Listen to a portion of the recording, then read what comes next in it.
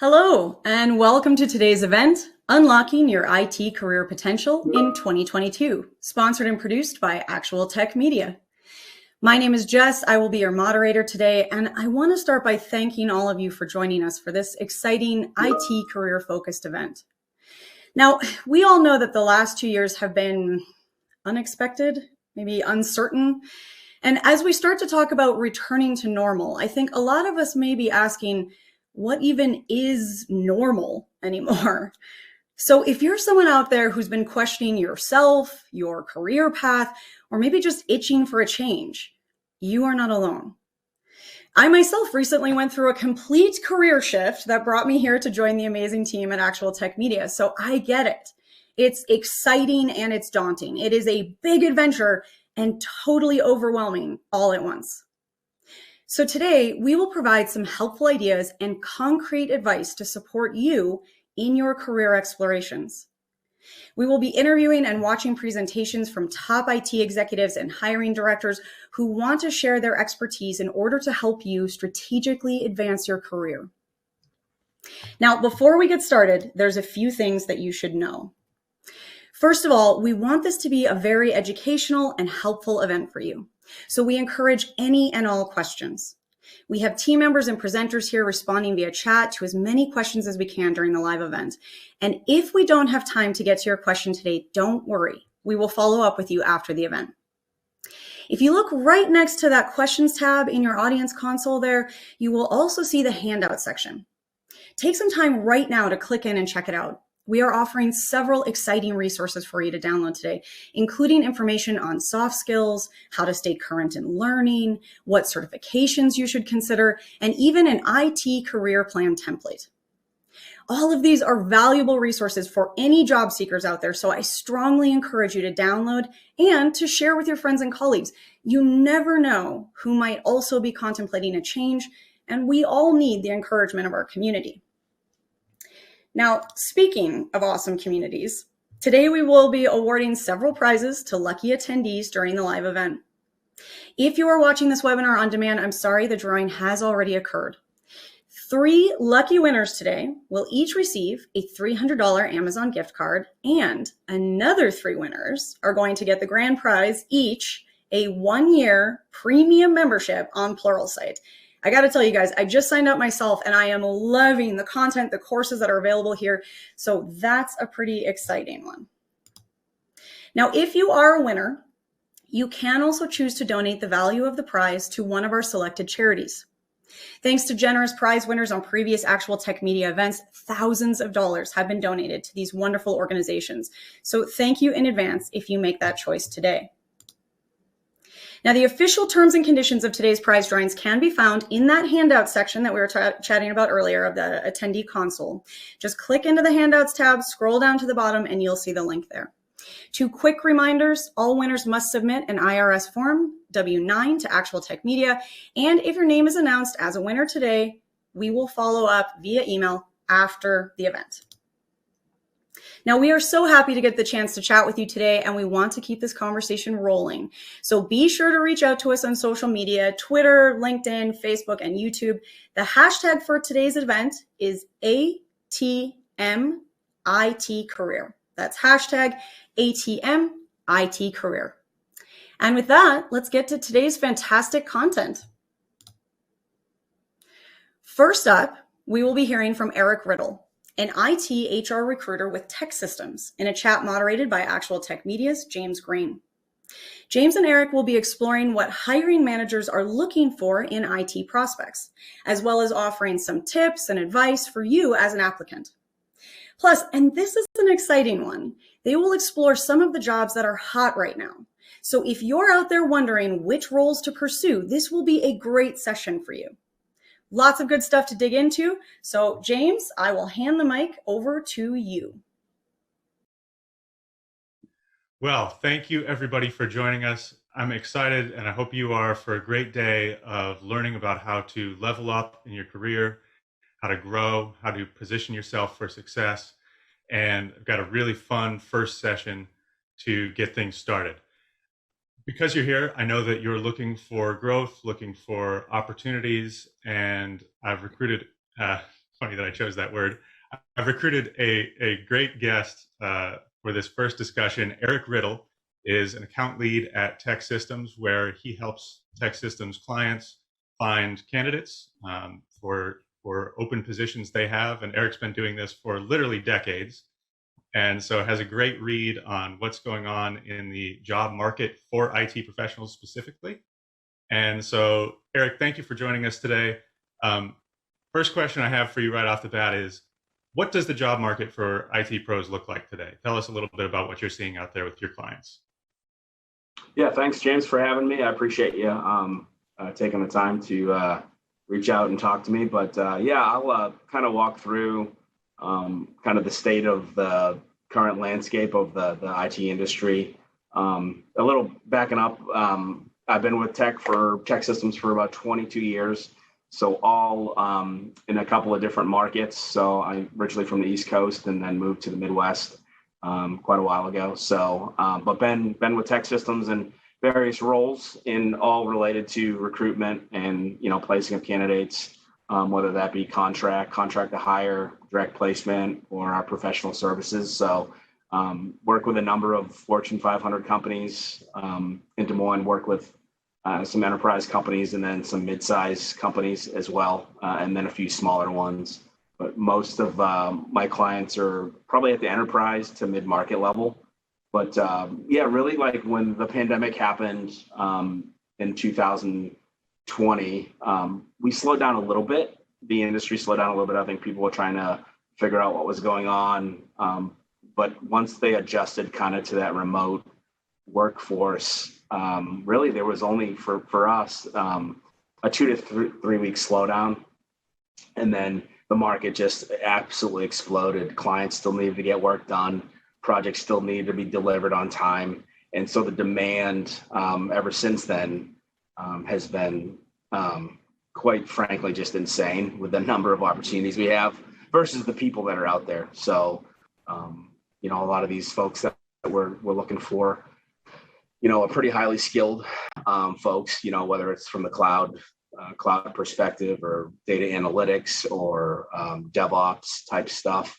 So, obviously these folks are hard to find. And the good thing, maybe that the pandemic, I shouldn't say good thing, but it's kind of shifted people to realize that people can work remote. And so there's more opportunities for folks out there now that maybe 2 years, 3 years wouldn't have been, because obviously they were going into the office. They wanted someone to be local. Now it seems like companies are, hey, you know what, we need the talent.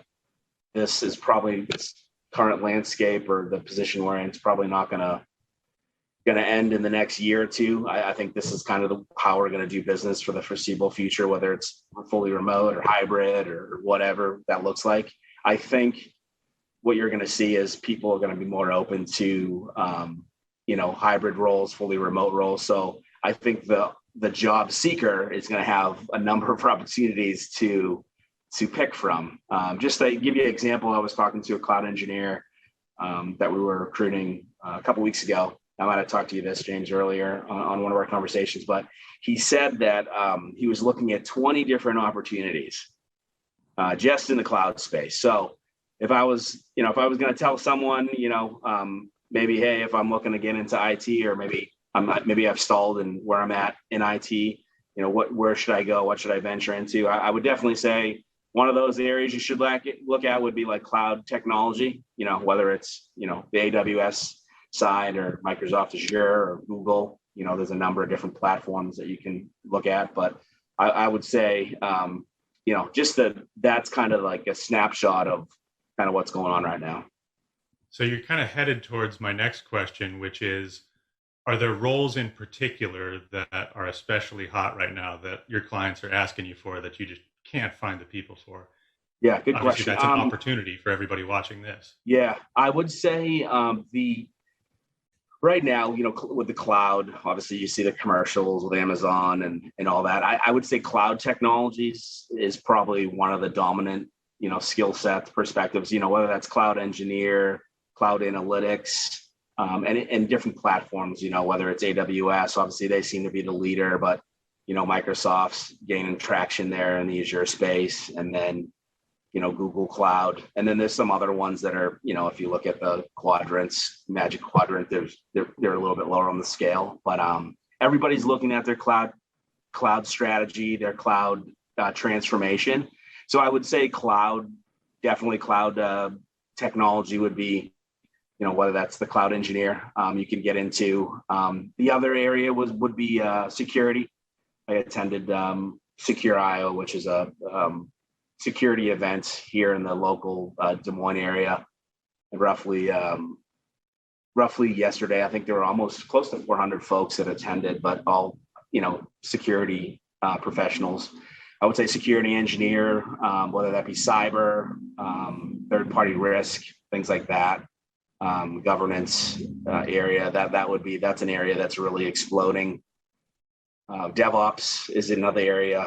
DevOps engineering would be another area that's really grown over the last 2 to 3 years on just how people do things. Whether it's in an agile environment and the sprints that they have. It's kind of like it's kind of changed the game, I guess. Within IT departments on that. And then I would say the other thing that we're really seeing would be the data analytics area. Everyone's looking at like their data and how can they get faster and more efficient with it and things like that. So I would say that's a huge area. Like, how do they modernize? How do they transform? And then from kind of more of the functional side, I would say, functional, non-technical side, I would say like more like on the project management front, with people in IT, like, agile, scrum masters, things like that. Those are probably some of the biggest areas we've seen growth in. So, and that's not just local, that's, national perspective. So what I'm hearing, folks, is if you're in or moving into the cloud specialization space, security, DevOps, what was the last one, Eric? Data analytics. Analytics, data stuff. Yeah. All of that, there is more opportunity than there are good candidates to fill the roles. So if you're looking for opportunity, that's a good place to look. Real quick, are there any specific certifications or qualifications that people are asking you for a lot right now? Yeah, I would say within IT, the certification piece is interesting. Some clients, and it's very few, like require, certifications. It would be nice to have if they have these. If I was an IT person looking, I wouldn't actively go out and get these certs. Like, obviously if you get hired at a company, a lot of companies will invest you to get your AWS Cloud Practitioner, test or, certification, and then, that you can rise the ranks from there. But there's a number of certifications within AWS.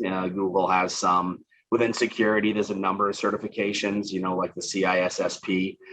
A lot of times you will, your company, if you're working for a company and you're interested in that, make that known, be vocal to whoever your leaders are within that space. Because I think, who wouldn't, if someone comes to me and wants to get certified in AWS, obviously I'd be crazy not to say, hey, I'm going to fund that.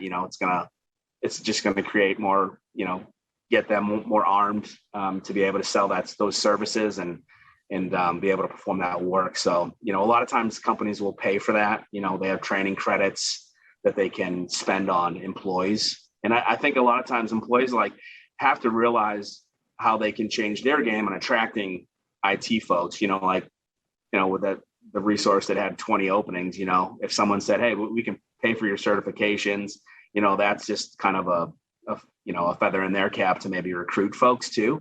Right. So I think that's huge, from companies that are willing to spend that money and invest in employees to get them certified. So I wouldn't say if you have time and you want to get those certifications, I think that's great. I think it shows that you're you're curious and you want to kind of, move into that next level in your career. But I would say, be patient on that too, because I think a lot of times if you get a good role, the companies are going to invest in you in getting those certs.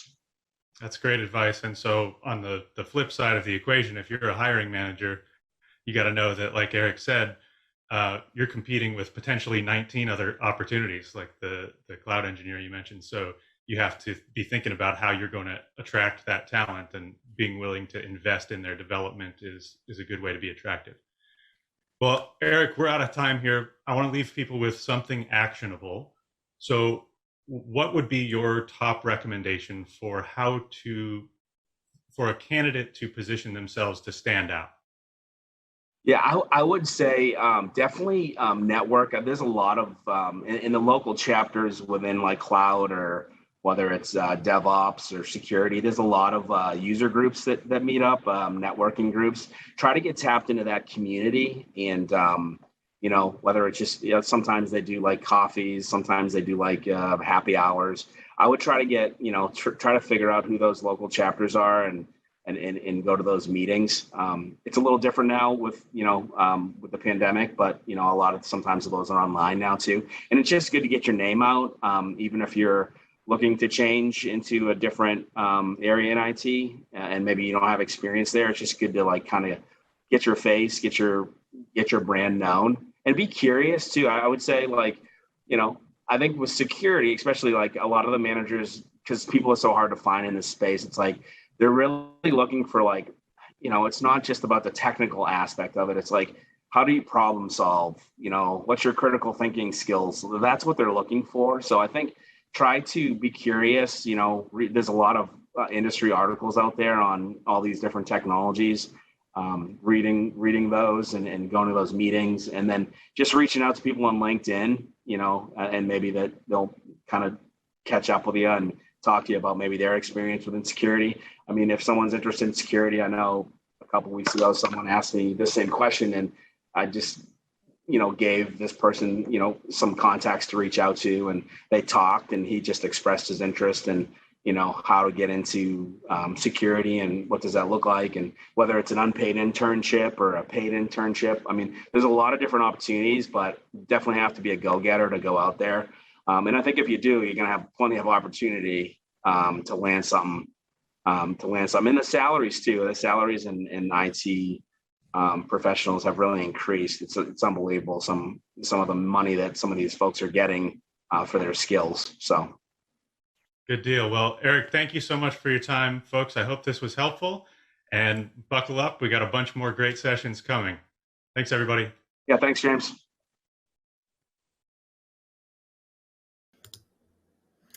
Well, thank you, James and Eric, for that insight. I loved all the specific hints for the job seekers out there. It sounds like our audience should be honing their skills in cloud, security, DevOps, data analytics, all those hot career paths in 2022. A quick reminder here that we do have team members answering questions over the live chat, so please do keep that coming in.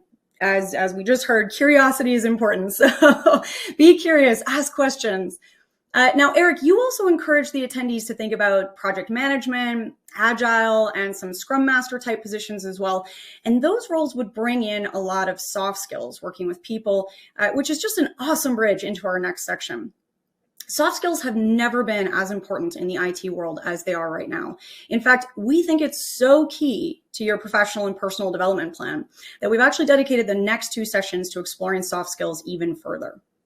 First up, I'm pleased to introduce Matthew Peasey, Technical Curriculum Director at Pluralsight, who's going to go through the 4 essential soft skills that you need. Matt, the floor is yours. Hello, everyone. My name is Matthew Peasey. I'm the Director of Curriculum here at Pluralsight, the leader in tech skills education. I'm here today to talk to you about the importance of soft skills in your IT careers. Being talented in performing technical aspects of a job at a high level can only take an employee so far.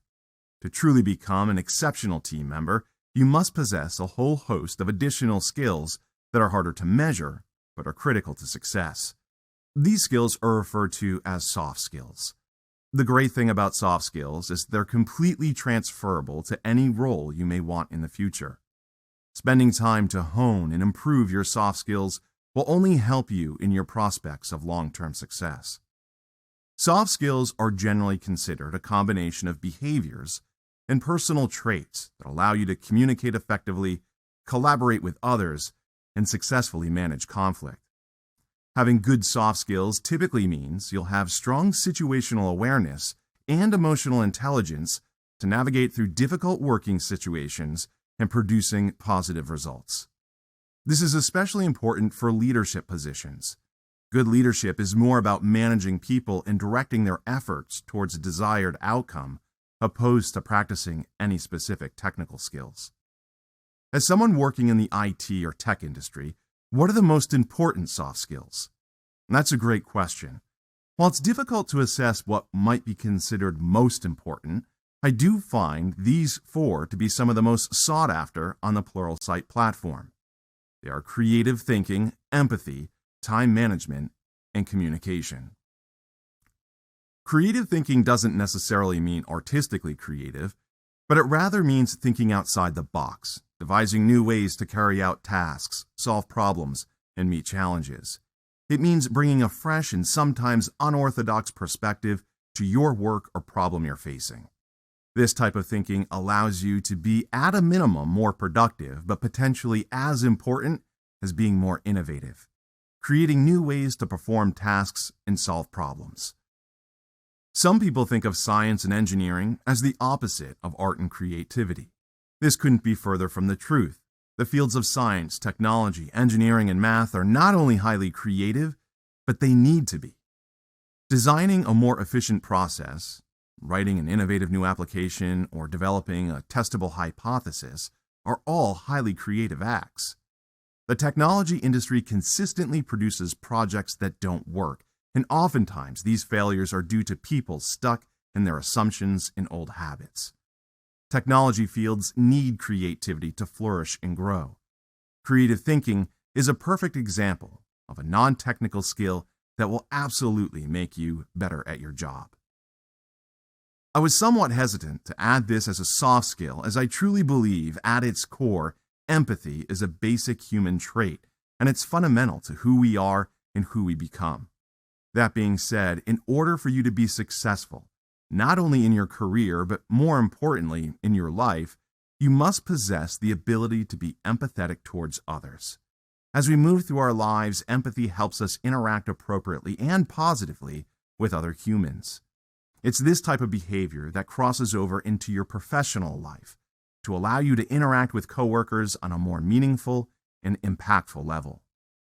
Empathy is about having a deep understanding of your coworkers and how you can use that personal understanding to increase productivity and accelerate innovation. True empathy means that you don't just understand how those you work with feel, but you feel it along with them. This makes you more equipped to positively respond to issues and more capable to resolve problems. Time management, by definition, is exactly what you think it is, managing your time. But what does it actually mean? Time management is about your ability to use your time efficiently and productively. Effective time management allows you to complete more tasks while getting them done faster. Think about those close calls on missing a project deadline when you had too much on your plate. Mastering time management helps you avoid this. Admittedly, it's a trial and error process, something you perfect over time. However, once you find a system that works for you, you'll find yourself working more productively. Time management is built through good habits. Some habits involve preparing for time conflicts, and others involve handling them as they come. Making use of a few of these tips can help improve your time management. Use a planner, schedule, or calendar. Prioritize your tasks. Set both short-term and long-term goals. Be self-motivated and organize your environment to help you focus. Learn to be flexible if things aren't going to plan, and schedule breaks for yourself. Learn to say no when you already have too much to do. Successful communication involves several components. Verbal communication refers to your ability to speak clearly and concisely. Nonverbal communication involves your capacity to project a positive body language and facial expressions. Written communication refers to your skillfulness in composing emails, reports, and other types of documents. Visual communication involves your ability to relay information using pictures and other visual aids. In my mind, active listening should also be considered a key communication skill, because it helps you listen to and actually hear what others say. You need to be able to listen to understand how to best communicate with someone. Without strong listening skills, any communication efforts will be one way and probably ineffective. A main function of effective communication is having the ability to collaborate with others. Collaboration means working with one or more people to complete a project or to develop a new innovative idea. Collaboration allows you to work effectively together towards a common goal that benefits the team or company, which is a key characteristic employers look for in team members. Some of these skills we discuss may sound like characteristics that you either have or you don't. That's not at all true. All of these skills are things you can learn. With all learning, remember, practice makes perfect, so don't be too hard on yourself and give yourself time and space to fail. This will lead to growth and ultimately mastery of these skills. So how do you learn them? There's almost endless amounts of resources on the internet. Of course, we have a variety of training options here on Pluralsight, and there are other platforms like Masterclass that can also provide you with courses to help you grow your soft skills. Many universities offer short courses, and of course, there's professional groups that do the same. With that, I hope you have a better understanding of why soft skills are so important for your current and future roles. Thank you so much for joining me. Wow. Well, thank you, Matthew. There's so much great information in that presentation. And I think that we can all agree that things like active listening, communication skills, and building empathy are key to develop as professionals and really, hey, as humans. And speaking of empathy, I do want to mention that we had a couple of issues with the handouts. We have seen some comments coming in the Q&A section with some people kind of struggling to download those handouts. So our team is posting some links for you. So you should see those coming in. Please do keep letting us know if you have any trouble with that. Now, let's take the next step from theoretical to reality. How can you actually use these soft skills when you are applying for jobs? In order to dig into that a bit further, I'm so happy to introduce the CEO of Actual Tech Media, Scott Lowe. Scott is joined today by Amy Anderson, who owns her own managed service provider company, Anderson Technologies. Now, as we know, jobs within an MSP usually require a lot of direct customer contact. So this is a great chance to talk about what you need to know if you're thinking about pursuing maybe a more client-facing IT role. So Scott, over to you and Amy. For our next segment, I'm happy to introduce Amy Anderson, founding principal in Anderson Technologies, an MSP based in St. Louis. Amy, thanks for joining us today. Thanks, Scott. Pleasure to be here. So Amy, first of all, before we get started, tell us a little bit about Anderson Technologies, and then tell us about the importance in your mind of soft skills in the MSP world. So Anderson Technologies is a managed service provider for small businesses. We help with all their IT, from architecting to buying hardware. And essentially, we're the outsourced IT department. Soft skills are really critical. We consider it our secret sauce.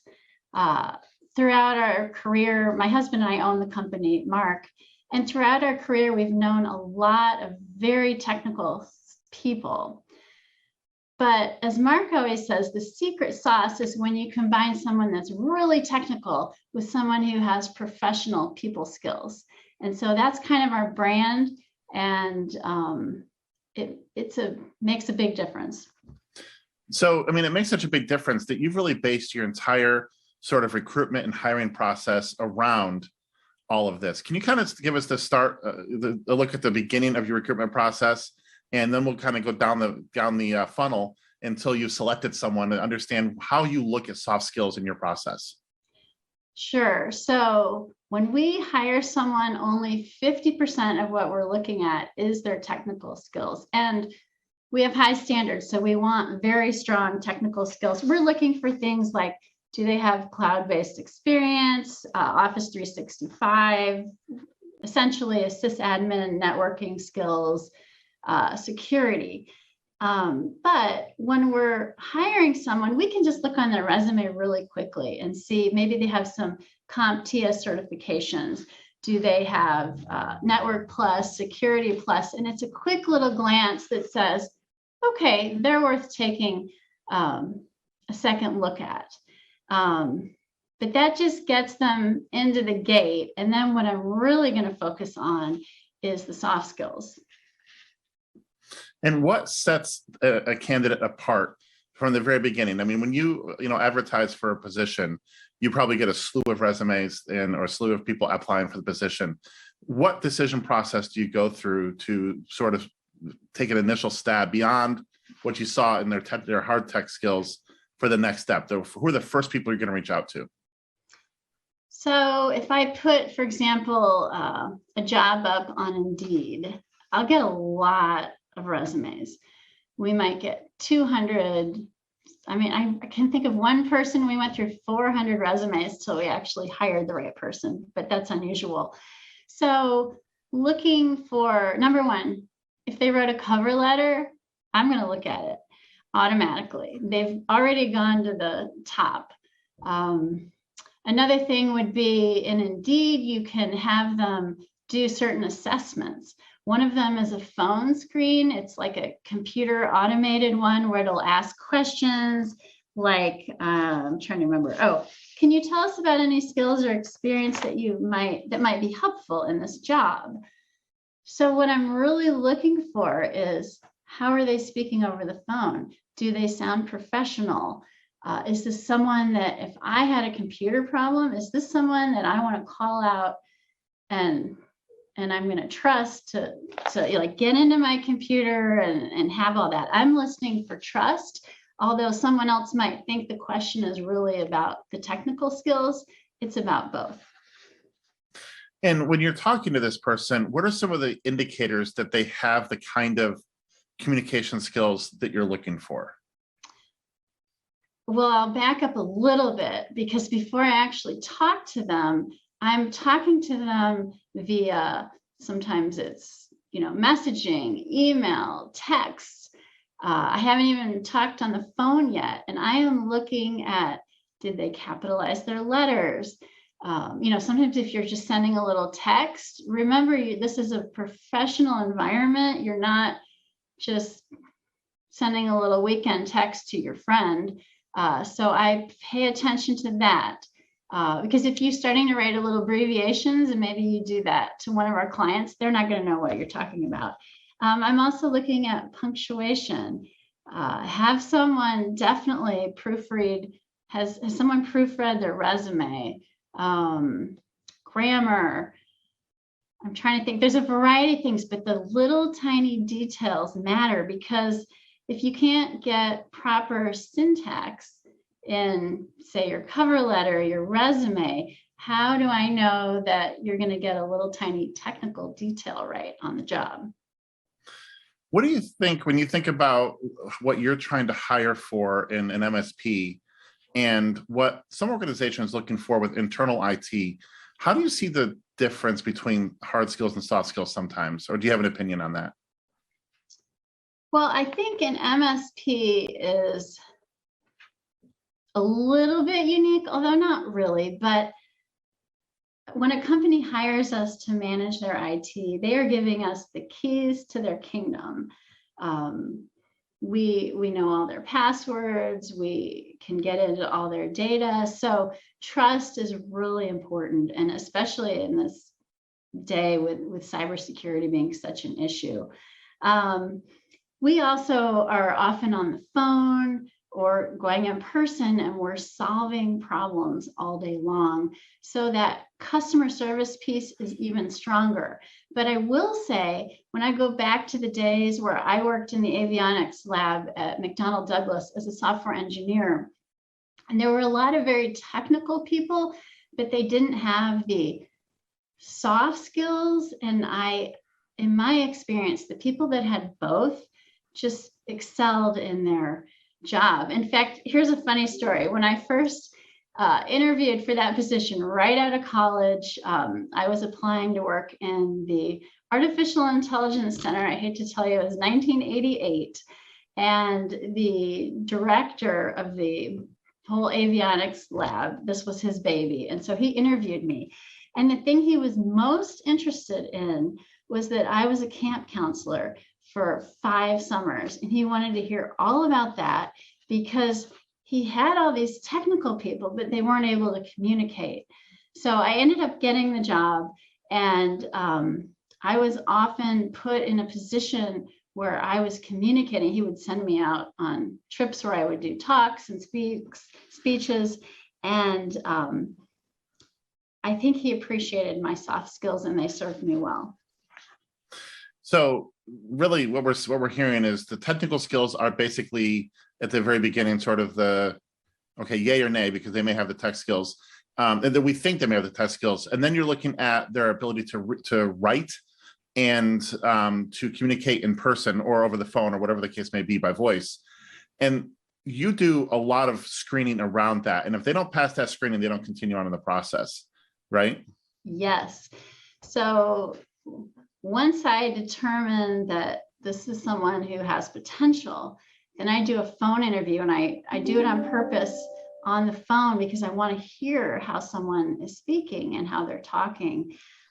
So yeah, they don't even get to talk to our technical staff at all. So, and then in the phone interview, it's all about that professionalism, like what's in your background? What are you wearing? How are you talking? You know, did you shower that morning? So I'm looking at all of that, and I actually tell them, I say, this will not be a technical interview, but I'm trying to figure out if you're a good culture fit. And it's a two-way interview.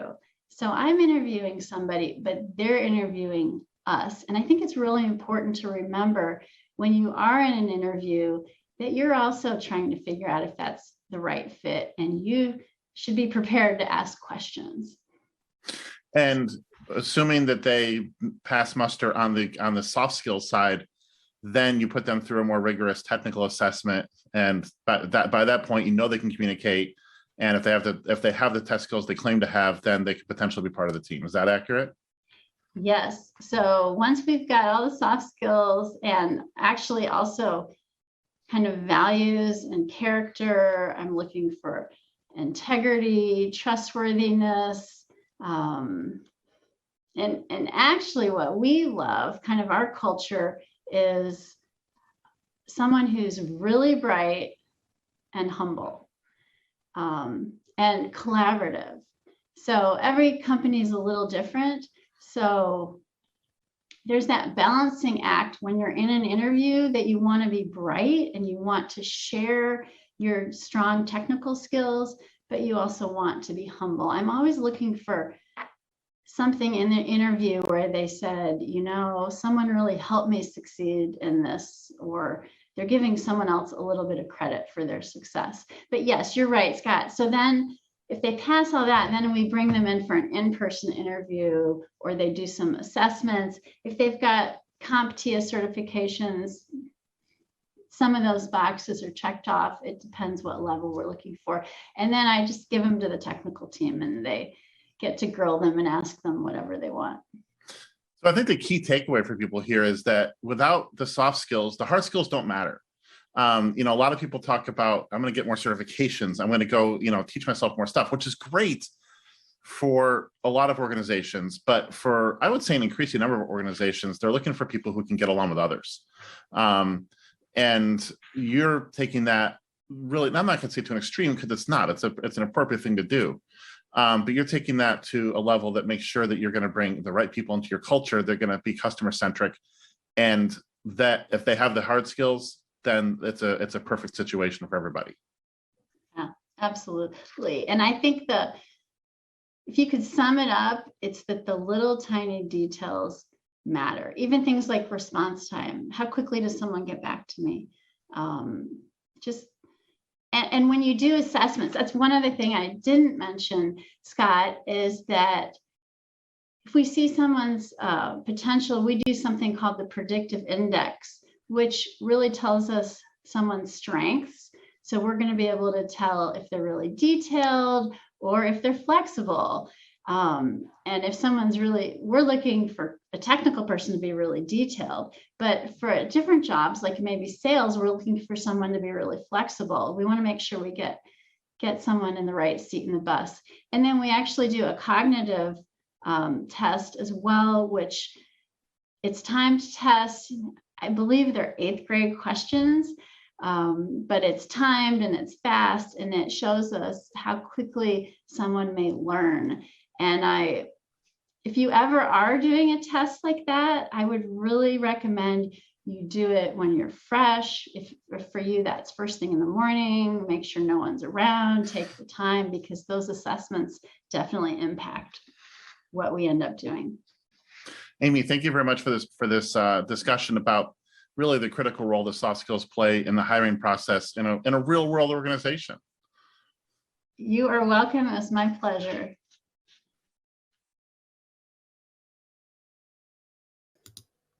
Well, thank you to Scott and Amy. That was so great. I especially enjoyed walking through the hiring funnel and how that can be influenced by both technical and human skills. Speaking of some of those skills, we have a slide up that you can see right now. It's got clickable links. So if you're having any troubles at all accessing those handouts, we think these are so important. We want to get these in your hands. So please do click on those links and access those slides now. Now, I think one of the things that we can all relate to as job seekers is that concept that you mentioned, Scott and Amy, of how do I stand out in the crowd? So I appreciate your suggestion, Amy, that we find ways to move beyond maybe more of that laser focus on hard skills and instead do whatever we can to showcase our authenticity and personality throughout the application process, whether that's tests or cover letters. I know I hate cover letters too, but they do serve a purpose. And we're still seeing lots of great questions coming in already over live chat, so please do keep that up. And I believe, yep, it is time for our very first prize giveaway of the day. So our first winner of a $300 Amazon gift card is Amanda Husky of Virginia. Amanda Husky of Virginia. Congratulations, Amanda. We will be in touch after the event via email, and there are still 2 more chances to win an Amazon gift card, plus that grand prize giveaway at the end, so stay tuned. But now, let's get back into our sessions. Because while Scott is still here with us, we're going to change tracks slightly. We're going to ask him to come back and tell us a bit more about his own personal experience as a CIO and what you might want to think about if that's part of your own growth and career plan. Scott is a former higher education CIO, a position that he held for over 5 years before starting Actual Tech Media, and he has some great thoughts to share with you today. So back on over to you, Scott. The road to the CIO can take many forms and really many different paths. And we're going to talk about getting from here to there in this presentation.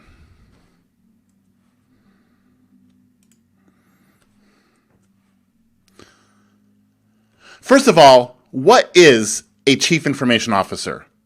Generally, it's the senior-most leader of the technology organization. Now, that may mean that it works inside the IT department under another executive, or it could mean that the CIO sits on the C-level board of the organization. In many cases, the CIO is a former technologist turned business strategist, but this is changing in some ways where we see other people becoming the CIO because of functional critical responsibilities that they've held in the past. The CIO typically has a broad understanding of the business, impeccable communication skills, and a grasp of technology's potential and limitations. Notice that it doesn't say that they have huge technology skills. While that's possible, and it's often the case, CIOs don't necessarily have to be technologists first. The terms CIO, IT Director, and Chief Technology Officer are sometimes interchanged, but there are distinctions that are important, and I'll touch on this more in a little bit. And as I mentioned, there are a lot of pathways to the CIO role, and we'll talk about those as we go on as well. And I'm going to talk about my path to the CIO. I spent a lot of years as an IT director and CIO, but I started my career way back in 1994, and it was in very technical roles, including network specialist, systems engineering roles, and roles like that. I did a lot of user support, I did a lot of programming and development, so I did a little bit of everything.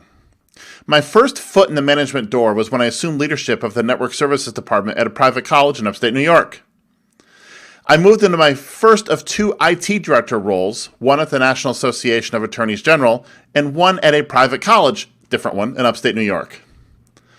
After that, I landed my first actual Chief Information Officer role in 2006 at yet a different private college, but this one in Missouri. Since then, I've performed interim CIO and other leadership consulting roles because I left my CIO role. I needed to do something else. But I also leveraged what I learned as a CIO, and I co-founded Actual Tech Media in 2012. I'm going to talk about my roles and how I saw them aligned with what CIOs are supposed to do and what the title is supposed to mean. Now, I mentioned that we're going to talk about the difference between a CIO, a CTO, and an IT director. We're going to do that here.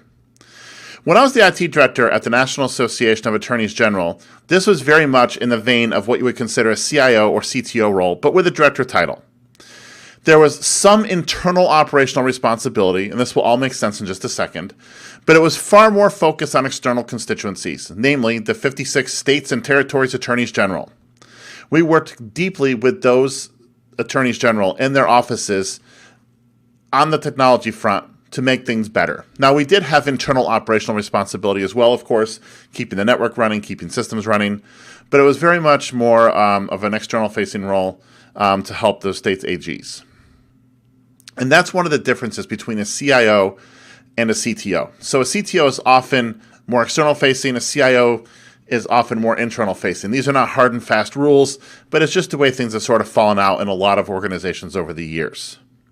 As an IT director, you're typically more internally focused. So you're not as focused on the external constituencies, you're focused on IT operations internally. After that job, I moved to upstate New York again, where I became the IT director at Elmira College. This was very operational, very appropriately titled as an IT director. This was not a CIO role, which is one of the reasons I left.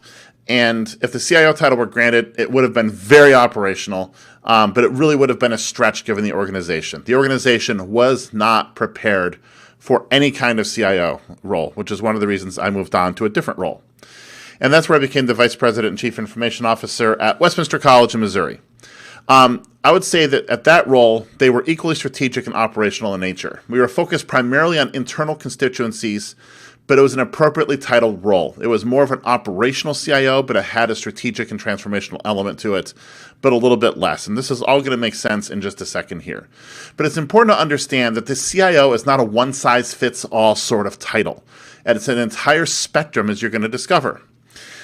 There are typically, when we think about all of the studying that's been done of the CIO role, two different types of CIOs. One is an operational CIO, which is very focused inwardly. This role identifies areas of the business that can be improved, and then they go about improving them and helping identify those solutions that are going to make those improvements. This type of CIO is typically very bottom line centric. We've heard the term cost center associated with IT in a lot of ways, and that's where an operational CIO lives. In a lot of ways, they're the ones that are being told, cut costs, and cut costs some more. And that's one of the things those CIOs have to contend with. On the other hand, we have the transformational CIO, which is primarily focused on external constituencies. You may also hear the CTO role being used in this aspect here, and you'll hear about this in my conversation with Keith Townsend, CTO advisor, later on. This role identifies new ways to serve customers, but not those internal customers. I've never liked the term customers used for internal constituencies in an organization personally. This is a way to help support the needs of actual customers of the business. This kind of role drives innovation in concert with other C-level peers, and it's top-line centric, which means it's trying to improve the revenue picture, not just cut the expense budget. And when you really think about the potential impact for a role, an operational CIO from a financial perspective can really only have a limited impact because you can only cut budgets so much. But in a transformational CIO role, really the sky's the limit when it comes to what you can do in terms of top-line revenue and driving that. Over the years, there's been discussion about the death of the CIO role. There used to be a joke that CIO stood for career is over because that was the last place you could go as an IT professional was the CIO, after which your career died. Now, the new reality is that we're seeing a lot of other roles sort of emerge that have sort of come and gone in some ways, like the Chief Digital Officer, one I didn't put here, the Chief Innovation Officer, the Chief Experience Officer, the Chief Whatever Officer. A lot of these emerging roles are, kind of in my opinion, extensions of the CIO role, as it should be defined in the modern era. These are what transformational CIOs want to be in a lot of ways. Organizations come up with these fancy new titles to try to differentiate a different role from the traditional CIO role. Now, the fact of the matter, though, is that CIOs can still manage operational areas through a subordinate while focusing on forging new paths forward. And why is that? Because of reality. There are some pure operational and some pure transformational CIOs. However, there's not a lot. There are a vast number of organizations that have CIOs that fall somewhere in the middle. They have some operational aspect to their roles, and they have some transformational aspect to their roles.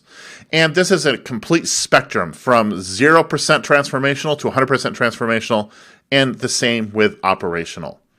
So the key is, where does your organization fall on this chart? And this is going to be something that you have to determine with your organization, what its readiness is for a transformational CIO versus an operational CIO. And here's why. The reality is that a lot of organizations aspire to being ready for a transformational CIO. I've seen all kinds of organizations like this. They say, we want X, Y, and Z from our CIO. However, they're mired in operational CIO challenges. They have networks that don't stay up. They don't have fully funded plans for desktop replacement, or just things that aren't working operationally. In these instances, those CIOs are constantly putting out fires. And this is an organization that's going to be looking for ways to cut those costs that we talked about before. They're not going to be looking for ways to transform the organization as much as they might want to. They have to have a mindset change, and that's absolutely critical. And this is one of the reasons why I think we've seen a rise in alternative CIO titles, such as that CDO or Chief Innovation Officer and all those other things. It's not always the case, but it's often the case. In these instances, the C-suite and culture are not always ready for true transformation. And this is something that has to come from the top. An organization's culture has to be prepared for the kind of transformation that can come from a true transformational CIO. And as I mentioned, in reality, traditional versus transformation is a spectrum. Now, when we think about the critical success factors for a CIO, like what characteristics does a CIO have that make them successful? First of all, let's talk about technical capabilities. For an operational CIO, it's critical that they have some technical skills. They have to be able to understand what's happening under the hood so they can help address real problems. For a transformational CIO, a deep understanding of technology can be useful, but it's not critical. You don't have to know the difference between a flash disk and a spinning disk, although that's pretty basic, or routing types, or all the other stuff that goes along with being a technical person in an organization. Business savviness is really important for both roles, but it's more useful for an operational CIO, but absolutely critical for transformational CIO. And what I mean by this is the CIO really has to have some understanding of the business, but a transformational CIO has to live and breathe the business. They have to understand all aspects, the key drivers of both revenue and expenses. Culture is really important here. So when we think about an operational CIO, the CIO has to develop a good culture for the IT department, one of customer service, one of helping the organization solve internal business challenges. When we think about a transformational CIO, though, the culture aspect has to be an enterprise-wide discussion. This is the role that's going to be helping the organization as a whole forge a new path forward using technology. So they have to be adept at helping address cultural issues that may be blockers to making that happen. And that's one of the things we talked about before. If an organization has an operational CIO and they're looking at hiring a CDO or whatever the case may be, it's because they feel like their current CIO doesn't have the skill set to push the organization in a different direction culturally that's really critical. And I think that's something that people need to understand. And from a soft skills perspective, which has been a discussion today, will be a discussion today, this is absolutely critical regardless of the type of CIO you are. If you don't have soft skills, you can't be a CIO. Some of these soft skills are things like the power of persuasion or sales. Doesn't mean you have to be going and knocking on doors, but you have to understand how to persuade people to your point of view to make things happen. This is very useful for an operational CIO trying to get funding for a pet project or a need to do an upgrade, but it's critical for a transformational CIO that's going to have a much larger hill to climb to help an organization understand where it may have shortcomings and has to make deep changes to the culture or to the operations to get to the next level for business. Presentation and communication skills are important for an operational CIO, very important, but absolutely essential for a transformational CIO. This means you can speak, you can write, you can talk to people, and you can get in front of them in a room and actually do a presentation if you need to. And this means the board as well. You may be getting in front of the board in an operation-centric way as a CIO, an operational CIO, or in a business-centric sort of way as a transformational CIO. You have to also understand how to manage change, and this is important for both types of CIO, but to a different degree. The operational CIO has to be able to manage change and help people understand what the impact of technology changes may be. The transformational CIO has to help the organization understand what the potential change impact is for true transformation initiatives. So, how do you get from where you are today? I don't know where you are. You could be a network specialist right now. You could be on the help desk. You could be in an IT director role. You could be an IT manager role. So, this is going to be different for all of you. But how do you get from where you are to being a CIO? First, decide what kind of CIO you want to be. Now, there is more longevity in a transformational CIO role today than there is in an operational CIO role. However, if you are a very technical person, you may find more comfort in an operational CIO role to help get your feet wet because it's something that's more familiar to you. You're still touching the technology. But one of the things you may want to consider is getting into an operational CIO role to become more adept at the C-level sort of things and then transforming yourself into the transformational CIO role over time. And that may mean a difference in education. As a transformational CIO, you need significant business experience, an MBA or both. You have to understand the soups and nuts of the business from start to finish. For operational CIO roles, certifications and a bachelor's or master's degree in a technical discipline will be helpful. It's not always required. There's a huge debate on whether or not degrees are required. For a transformational CIO, it's going to be really critical for you to have a more formal education or significant experience in your business so you understand how it works. And as I've mentioned, get in touch with your soft side. Discover the power of actual communication, not what often passes for communication. I don't want to paint a poor picture of IT people, but I have seen a lot of poor communication among IT people. Jokes about users, slamming users, all that kind of stuff. You got to be done with that. It's got to be over. You have to be thinking about this thing from a culture perspective. And every time people are out there making fun of users, well, that's never going to end with anything good. That's not the only example of communication. You have to learn how to speak to your audience. And that means that if you're talking to users, there's no more use of technical terms. Just things like that. Things that seem basic, but are often so overlooked by a lot of people. And I've seen it everywhere in my career. It's something people have to get a handle on and fix if they want to get from point A to point CIO. And one of the things I can't stress enough is to find a mentor. They're underrated often, but they're vital. Find a current CIO or a C-level in your company that can help you advance in your career. Just find someone that can help you understand where you have shortcomings you don't even know about, and they can help you overcome them and learn what you need to learn to become a CIO that can help an organization forge its path ahead. And change your thinking. Start thinking in terms of teams rather than individuals, because when you become a CIO, you're not doing everything yourself. Your teams are having to do it. Think like that. What does that mean for getting something done? Nothing is ever again a technology project. Everything is a business project. And this kind of relates to the next point here, which is ask yourself and your peers what their jobs are. Not what they do day to day, but why they do it. One of the questions I used to ask my team was, what is your job when we were working at the college? And if they said, I manage the network, and my next question was, why? And the purpose here was to improve student outcomes. We have to link what we do to the business outcomes, not just talk about this in technical terms.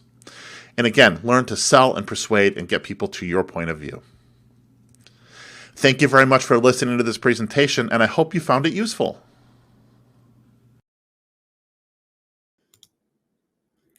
Wow. Well, thank you, Scott. That was awesome. I really appreciate you taking the time to walk through a bit of your own professional experiences with us, and for sticking around to answer some questions in the live chat. Scott is still here and answering questions, so do keep those coming. That mentorship one is sticking with me. You know, I found that to be so important in my own professional career path, and even now, just having recently joined the actual tech media team, you know, learning from people like Scott Becker and David Davis, who I'm sure many of you have heard moderate events previously. It's just incredible. It's so important. I know I also really enjoy hearing about the journeys that others have taken, because it reminds me that there's not just one set path to a destination. You kind of have to find the way that works for you. And there's been some questions coming in saying, oh, should I do this or should I do that? And it's tough to say sometimes because it is so personal. So let's actually keep going with that theme. We're going to keep exploring these real life experiences and personal stories from the IT field. So up next, I'm going to hand the mic over to Actual Tech Media's Jennifer Bergman. Jennifer's going to be moderating a panel of IT professionals who have joined us here today to share some lessons learned and reflections from their own career paths in IT. So take it away, Jennifer.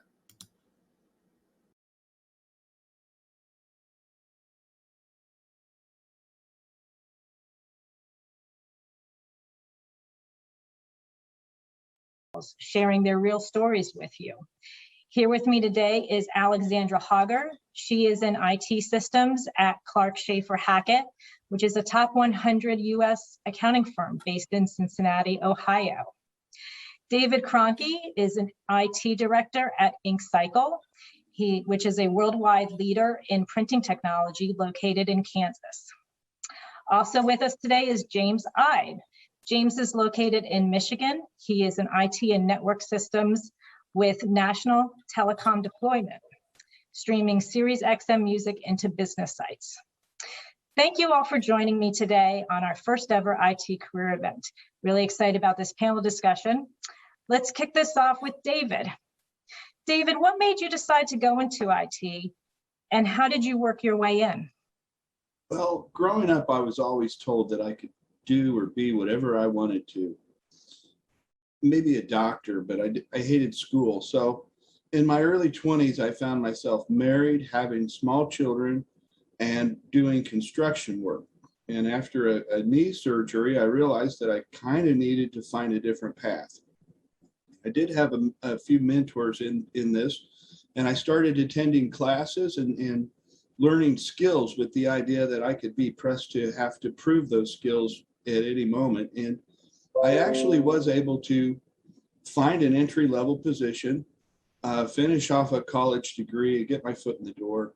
And so my career was launched. Great, thank you. That's really impressive. James, over to you with this question. How have you been able to further your IT career to where you are now? Well, I'd have to say I learned most of my soft skills right off the bat at my first job. It was a very large global company with offices worldwide. So there are always people from the building from other countries and all around. And that's really where I was meeting people. I'd be setting up meetings and talking with them and really honed in on my skills from that point.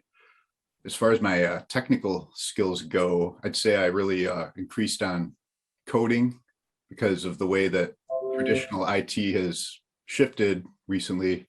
A lot of things have moved to the cloud and we need to deploy workloads a lot faster.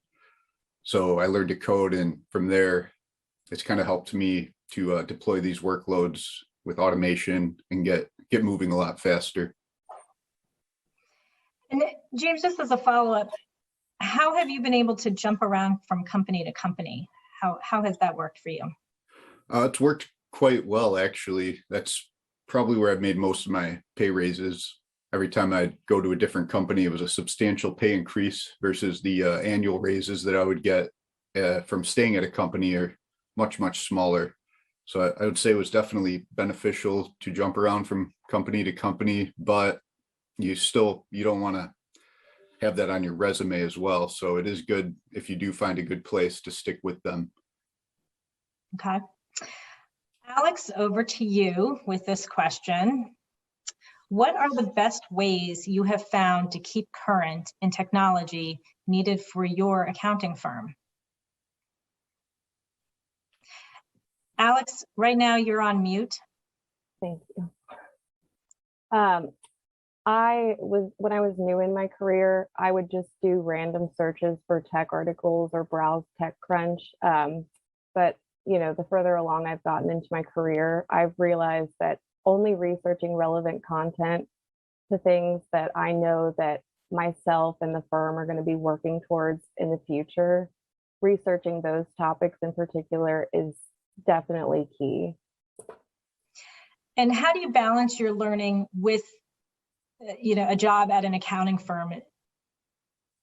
Yeah, that's a great question. As far as balancing, that is a really hard goal to achieve in IT, but I certainly manage. I found the best method is blocking off an hour every few days on my calendar so that I have time to, set aside for research and learning specifically, especially around times when we are about to begin like implementation. Are there particular busy seasons that you try to stay away from? Yes, we have busy seasons. So the accounting firm I work for does taxes and personal taxes included. So we have all the tax deadlines that we have to take account for. So, between January and April 15th, without COVID, typically those are our busiest seasons, but those are usually the times when we can get the most done in IT because the accountants are so busy working, that's when, unless something breaks, that's when we have time to plan and, do the things that we don't have time for the rest of the year. Mm-hmm. So I'm going to do a question and I'm going to do a round to each of you on this one to get your perspective. Each of you has moved to different positions in different companies over the years. What was the biggest reason for your decision to advance to a new opportunity? And how did you prepare yourself for that next opportunity or next move? I'm going to start with you, David. Well, first of all, I think the biggest push was just wanting to provide for my family, determine where I was going to live and where my kids went to school. But the underlying cause there too is trying to prove what I can do, just show people what I was capable of, and wanting to move into something more challenging. Yeah, and how did you prep for that? I just tried to master as many skills as I could. I tried to be an expert on everything, and some of those things were useful and some of them were not. But I just was really trying to prove myself, especially I think after my career transition from construction work to IT. I think I really tried extra hard to prove that this is something I could do. Mm-hmm. Was there ever a time where you had to go and learn a new topic or a new technology just to All keep the your time. foot in? Mm-hmm. All the time. But learning things is actually kind of my superpower. Thank you. Alex, I'll repeat it for you. What was the biggest reason for your decision to advance to a new company? And how did you prepare yourself for that? Well, I realized, being in the first internal IT department at my former company, after all the building, breaking everything down and rebuilding from scratch, there wasn't much room left to grow. I didn't see a lot of potential for, growth in the technology aspect of that company. So once I realized that my career probably wouldn't grow much more with that company, I realized it was probably time to start looking into other, opportunities. And then as far as preparing for, the next thing, I was still fairly new in my IT career, so I probably could have prepared more, to be quite honest, but I did research the firm. And then after my initial call with the recruiter, I took what I learned from her about the current technologies, tools, and solutions, and I researched the crap out of those beforehand, just so I was prepared. But yeah. Sounds like you had hit a brick wall at the company where you were, and really, in order to grow, you had to leave. Yeah, there was really no other choice. The only other positions that were above me were director of IT, and then above that was CAO, and I knew that I was not going to be in either of those roles. And honestly, that boss at the time, he, said without having a college degree that I would never make it in IT. So that was another big reason. And have you found that to be true? I found that to be absolutely incorrect. He was not correct at all. Certifications are awesome and relevant, when it comes to IT. Not that there's anything wrong with getting a college degree. Of course, I think that's great, but I don't think that limits, somebody as far as their career. I don't think that that's something that should be considered a limitation. Thank you. Great. James, over to you. The biggest reason you've moved on to a new company, and how did you prep yourself? First of all, I really agree with David and Alex there. Great reasons, of course. And I've had a similar experience. I was in a help desk position in my first job. And like Alex, I got to a point where I felt like that was as far as I could really take it. And another big motivator, of course, was money. As in this career and growing a family, you tend to need more money after a certain amount of time. So I felt like it was time for me to go as well. As far as preparing for that, I did a lot of learning on the job and also a lot of learning off the job. I maintain a personal cloud server at home. I run it on Docker so I could learn about containerization. Back to my coding, I learned how to automate a lot of the backups for backing up the databases to that cloud, and just other things along that line sort of kept me up to date and kept my skills fresh with things that I may have not been learning on the job. So that's really sort of how I progressed from there. Nice, thank you. And I want to again thank all of you for taking time out of your busy schedules for being here with me. And I'm on to our last question. And again, this is going to be a round circle one. I'm going to start with James. We're going to go back to you, James. So what advice do you have for our people on this event today, IT professionals trying to advance their career?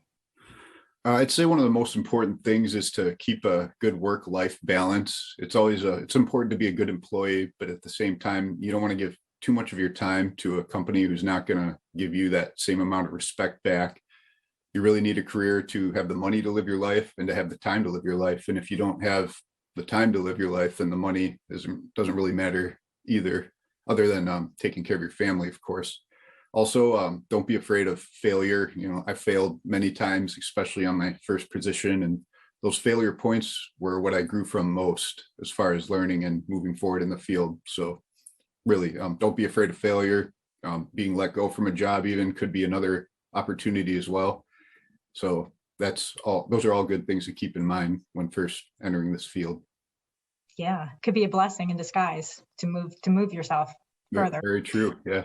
Yep. And I think what you were saying with the pandemic has made us realize the importance of that work-life balance. And true. Yep. So thank you. David, what advice do you have for our audience today?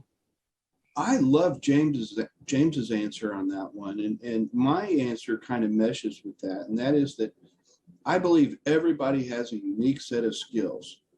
And so if you can figure out what it is that you're really good at, that you like doing, then that just will add forever to your quality of life. And so don't be afraid to be a little flexible and versatile to discover your skills and the position that's really a good fit for you.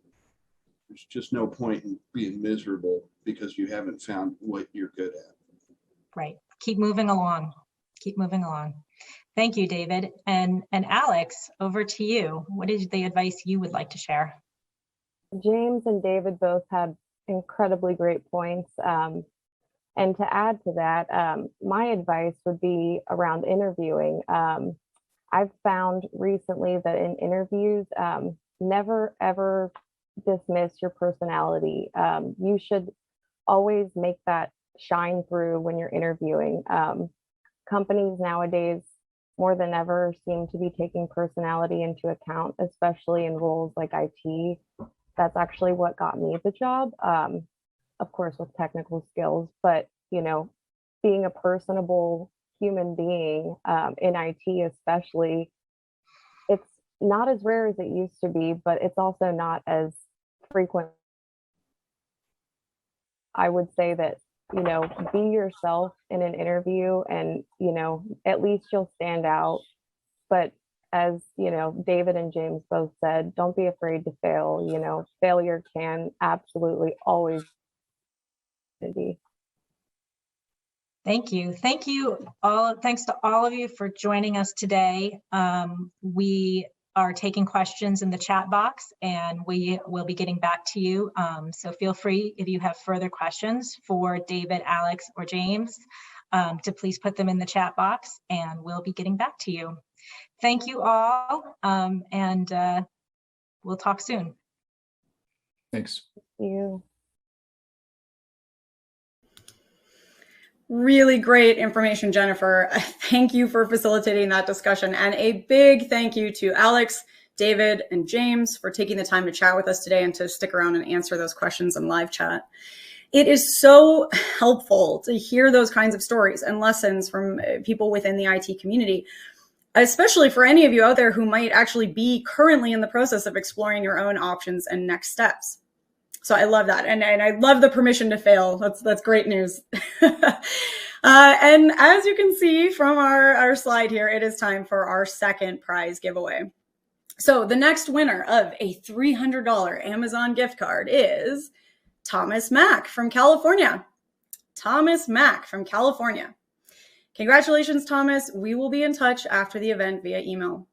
And as a reminder, there is still one more $300 Amazon gift card, plus that grand prize giveaway of 3 separate year-long premium subscriptions to Pluralsight. So stay tuned for that. But now we are going to head back into our sessions because our next presentation is a very exciting one. Now, we know that a lot of you here today are thinking about retooling, upskilling, or starting maybe a whole new career path while continuing to work in your current full-time role. And that's a lot to balance. So next up, we're going to chat with Ned Bellavance from YouTube's Ned in the Cloud. He's here to share some of the secrets to staying current with learning while juggling your full-time job. Ned, great to have you here. Thank you so much for joining us. I'll hand it over to you.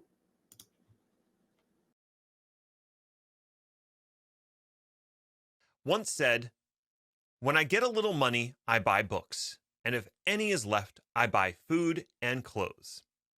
He is thought of to be one of the last people to read all of the available works in the Western intellectual tradition.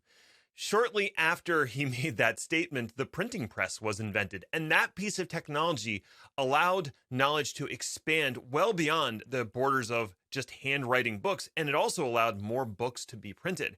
He was quickly overwhelmed with what was available to him, and even though he passed away, those who he left in his wake would never be able to know all there is to know, especially in the written word.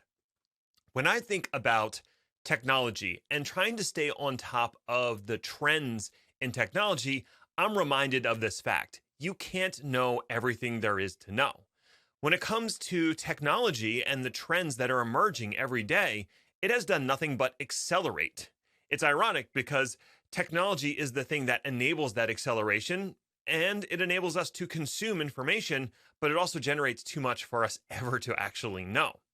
Bearing that in mind, consuming information about technology and technology trends is a bit like drinking from a fire hose. It's not very comfortable, you can't do it for very long, and honestly, you're probably not going to get that much out of it. So if we are going to craft a plan to stay abreast of emerging technologies and do some deep learning for ourselves as busy IT professionals, there's some things we have to put in place to actually accomplish that goal. The first one is figuring out what it is you actually want to learn. I know that sounds a little silly, but it's absolutely true. If you don't know what you want to learn and you're just consuming stuff willy-nilly, you're going to quickly find that you're exhausted and you haven't learned anything at the end. So we have to start with a plan. We have to know what it is that we want to learn. And that's largely going to be shaped by where you would like to go in a career. Now, I will say you should keep abreast of what's going on in the larger trends of technology.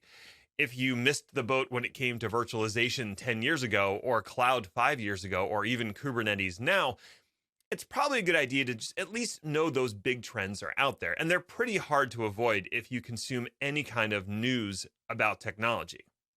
That being said, the rest of what you learn and keep on top of is probably going to be shaped by your career goals. What is it you want to do in the next 2, 3, or 5 years? I think going beyond that is a little bit difficult to figure out.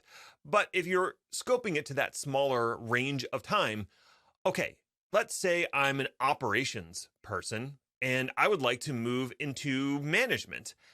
I'm not going to focus all of my attention and all my learning time on the latest technologies, whatever's cool out there. What I should really be focusing on is how to become a manager. I need to find myself a mentor. I need to consume books and media that teach me how to be a good leader, how to be empathetic, and how to be excellent at communication. That's what I should focus on. So now I have a learning plan, and that guides me on the types of things that I should be pursuing. Let's say that I'm a front-end developer, and I'd like to move into a back-end development role. Okay, well, I should probably start learning more about the programming languages that are used in the back-end side of stuff, and probably join a few meetups or something like that, where I'll have other back-end people who can guide me on my path to achieving that goal. Once you have a goal, figuring out what you should be learning and staying on top of is going to get a lot easier. All right, so we have our goal. What's the next thing that we should keep in mind? The next thing you got to think about is, how do you want to learn this information? What do I mean by that? You've probably heard of different learning styles. Some people say, I'm a visual learner. Other people say, I'm a tactile learner. I have to touch it. The latest research actually suggests that everybody uses all of the different tools at their disposal to learn. There's certainly some aspects that are more favored, but it's actually more about a learning process than it is about a specific learning style. And I'm a great example of that. When I want to learn about a new technology or a trend, usually the first thing I do is read a little blurb about it, a summary or a white paper or something like that, to give me an idea of what the technology is intended to do and a little bit about how it works. Once I have that bare minimum, I need to go hands-on. I need to deploy that technology. I need to use it. I need to break it. I need to see where the seams are and try to apply it to some real-world applications. Once I do that, now I see where the technology is going. I will now listen to instructional videos. I will read documentation. I'll read a book maybe. I'll watch videos on YouTube. Doing that before I get hands-on with a technology means I don't have context for the reasons I'm being told things in a technology. And for that reason, I find it much more difficult to remember what I'm being told. Once I've used something and then you're telling me, oh, you used it that way, but really you should use it this way, and this is why, that clicks with me. Now that's my personal learning style. That's my learning process. It's very important for you to figure out what's your learning process. What's the way in which you learn information the best? And it's not going to be a specific medium. It's not going to be all podcasts or all books. It's probably going to be a mix of mediums. It's more about the order in which you use those mediums and the process by which you retain information. Because ideally at the end, you want to have usable knowledge that you can apply to new situations. That's kind of the goal of learning, right? So step 2 in this whole process, once you've figured out what you want to learn, is figuring out how do you learn? What's the best way that you learn? Now, once you figure those two things out, the next thing to do is actually learn the stuff. But when do you do that? That's a really difficult question. When can you make time to learn about new technologies and trends that are out there? Personally, I'm in a very privileged position in the sense that my main job is to create educational, technical content and deliver that across many platforms. Because that's what I do, I need to constantly be building new demos and playing with new technologies with the goal of teaching it to somebody else or expressing the way that you would go about a particular thing. So I'm constantly learning because that's baked into what I do. Not everybody is privileged to have that specific and unique career. Instead, a lot of you are daily practitioners who are just trying to keep the systems up and keep the infrastructure evolving or write that new piece of front-end software, whatever it is that you're doing. Learning should be part of your day-to-day work. Ideally, you should be looking for opportunities to learn and apply new technologies that are going to benefit your work and the business. Let's use an example here. Let's say I am a cloud architect and I am looking to automate infrastructure at work. I've been deploying all these things by just going to the console or the CLI and typing commands and deploying things, and that kind of works, but I'd like to become more efficient about it. Maybe what I do is introduce something like Terraform into my workflow process. And now I can consistently and repeatably deploy the same infrastructure. And now I can abstract some of the code that I'm using in my Terraform configs and reuse it for other deployments. By doing that, I've made myself more valuable to the company. I've improved the company by probably improving the speed at which it can deliver technology, and also probably making that technology a little more stable since it's consistently deployed. So I have increased my value to the company, and I have increased their revenue, perhaps. Most companies recognize that because of the technology-centered world that we live in, and the pace at which technology evolves, learning is going to be just another aspect of your job, and they understand that you are increasing your value to the company by learning on the job. So, ideally, have that conversation with your manager and say, I'm learning about this new technology. I need to carve out some time to do that, and here's how I think it will improve our process. Most managers are going to go, yeah, that sounds great. I would love for our company to be more profitable and more efficient. Go learn that thing.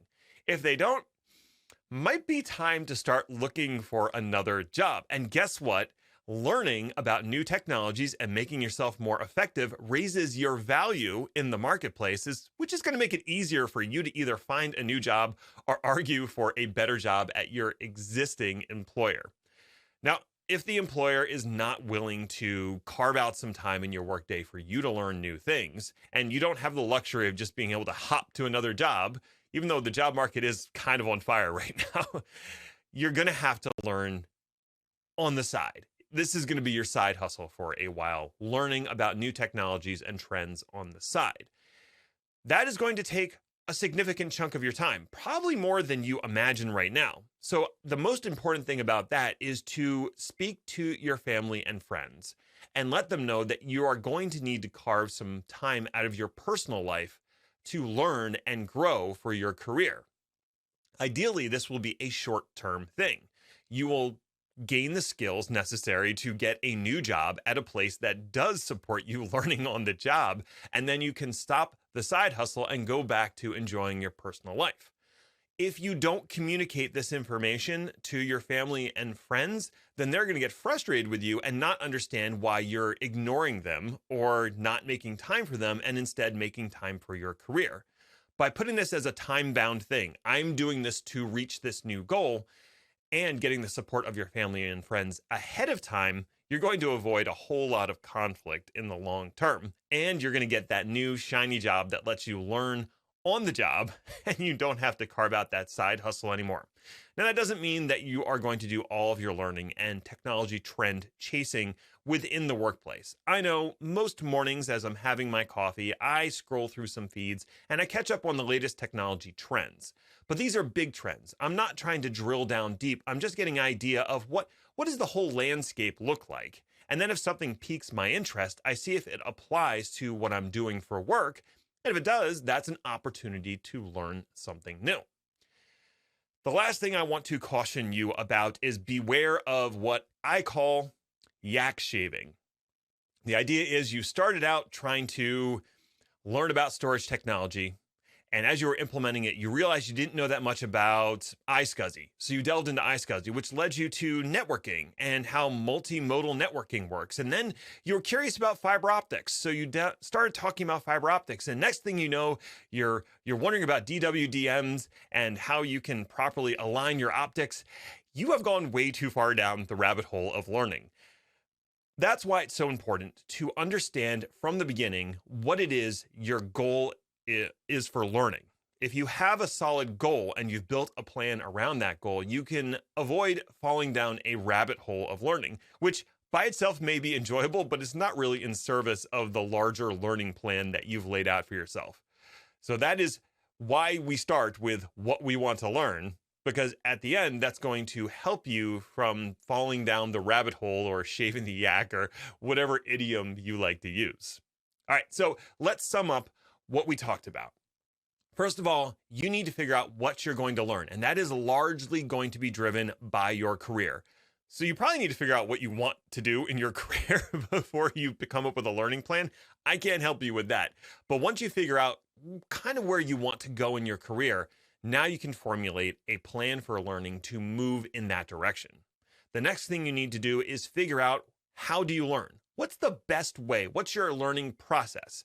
We're not talking about learning styles here. We're talking about learning process. What is the process that allows you to take in new information, synthesize it, analyze it, and apply it to a new situation?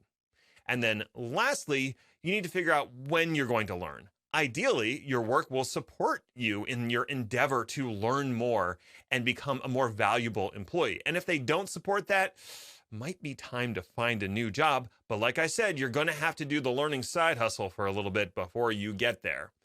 Ideally, you will get to the end of your journey, and then you'll realize that you have to start the whole thing over again, because as I said at the beginning, there's no way to know everything, and there's always new technologies and trends emerging for you to consume. That is what is so exciting about being an IT professional, and also what is so deeply frustrating sometimes. Well, that's going to do it for me today. My name is Ned Bellavance. I hope you enjoyed this presentation. If you want to talk to me, you can find me on Twitter. It's Ned1313. I can also be found at my website, nedinthecloud.com, and there you'll find links to my blog, my YouTube channel, my Pluralsight courses, and everything else I do. I hope to hear from you. Enjoy the rest of the day. Oh man, Ned, that was just awesome. Honestly, I'm still actually kind of geeking out about the point around the constant growth of technology being what enables our learning and simultaneously makes it impossible for us to learn everything. I was thinking about that thing they tell us in grade school, that the universe creates the space that it also fills. I don't know if you guys remember hearing that, but that's how I'm feeling about technology right now. Just anyways, fascinating stuff. Now I'm shaving the yak and rabbit holing. Thank you again for being here, Ned. And again, we've got that handout slide up right now. If you want to click on those, remember those links are clickable. So take Ned's advice, keep learning, click on those links, download those resources, and check them out. I'll leave them up for another second or two here, and we'll have another slide later on, but quick, run and click on those. All right. Well, let's keep the good times going, because as you can see in our next session, we will be exploring the VAR side. I feel like I should do my Darth Vader voice there. I won't subject you guys to that. If you've been thinking that maybe your next career step might be to work for a reseller, integrator, or a technology vendor, this is a great session for you. Actual Tech Media's James Green will be joining us again to moderate this conversation with Eric Wright and Denny Armentrout as they discuss the pros and cons of vendor versus VAR. Welcome back, James. The platform is yours. Hi, everybody. Thanks for sticking with us through a number of great sessions so far, and I'm excited to host you for another one. My name is James Green. I'm a partner in the VP for Content at Actual Tech Media. And in a past life, I was an IT pro. I worked for a couple of different VARs, as well as with some customers. And I particularly liked working on the VAR side. And I was always curious about what it would be like to work on the vendor side, although I've never done that. I work with a lot of vendors today.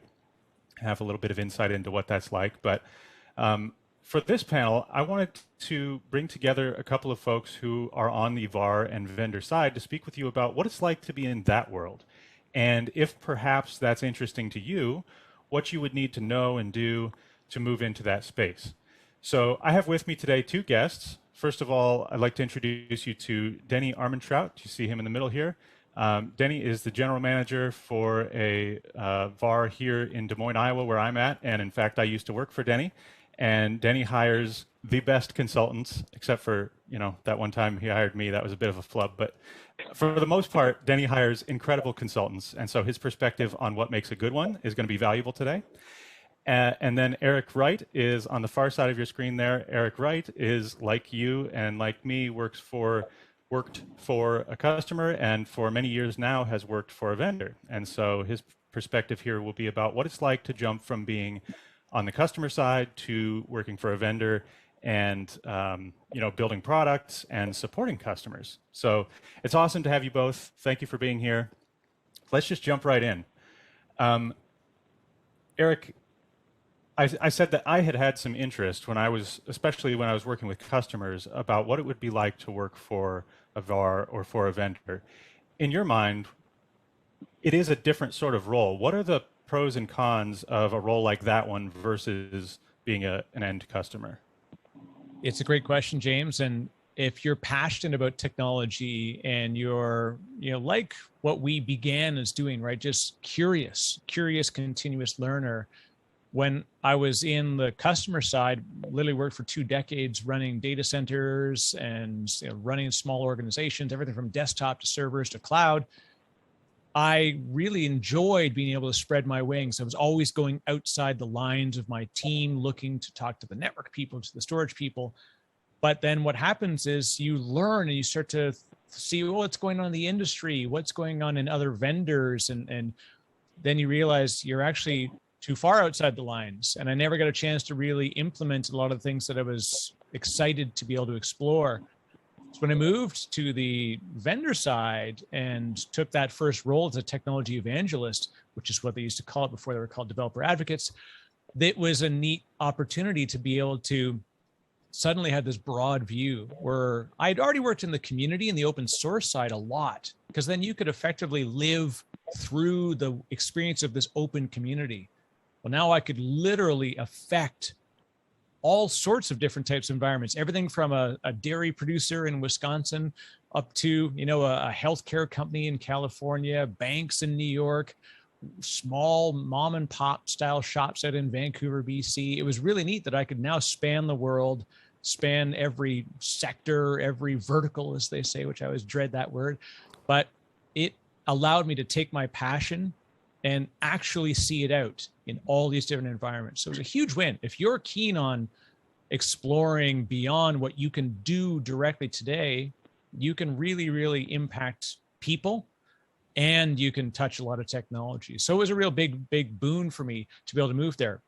The alternative, of course, is I had a greater responsibility. What I used to do as my side hustle was now my hustle. And as a result, I had to change the pace of normal, because before it was like I was squeezing it in the evening hours. I was doing it at lunchtime.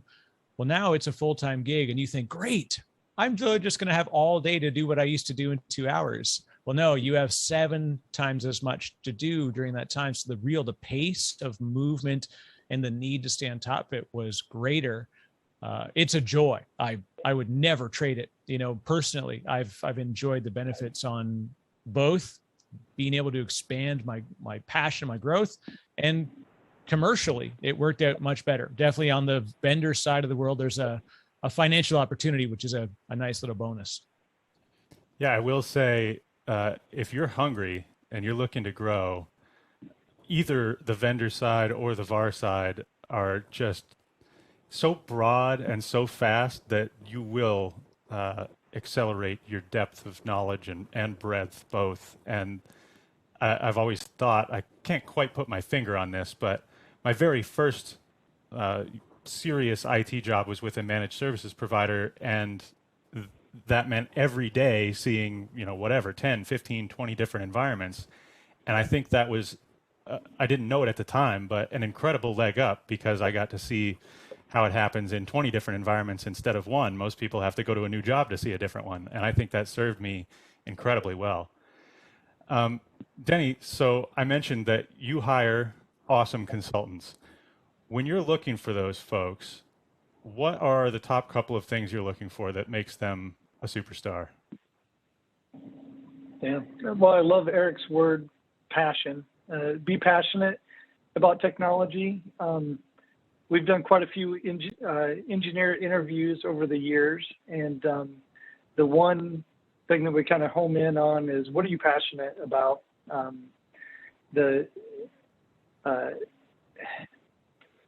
The candidates kind of rise above the fray when they get into kind of describing what they really enjoy doing. The ones that stand out are good generalists, but then they're great at something. So if you can find somebody that has that base skill, but then they're passionate about wireless or passionate about security, you can work with that. You can find them work, and that you can build a practice around, which we've done quite a bit of. Take somebody that's, kind of a generalist, but then passionate, about some technology that certainly is fundamental to what we do. And then the final thing that kind of seals the deal would be they're okay being uncomfortable. Get comfortable about being uncomfortable, because in consulting, if it was easy, you wouldn't be called. And so that complex, wow, this is a weird situation, we need help. And so you got to be okay being thrown into the fire. You can't tap out easily. And those are, qualities that, might not be always easy to put your finger on during an interview, but once you can identify that somebody's got that, it can go a long way.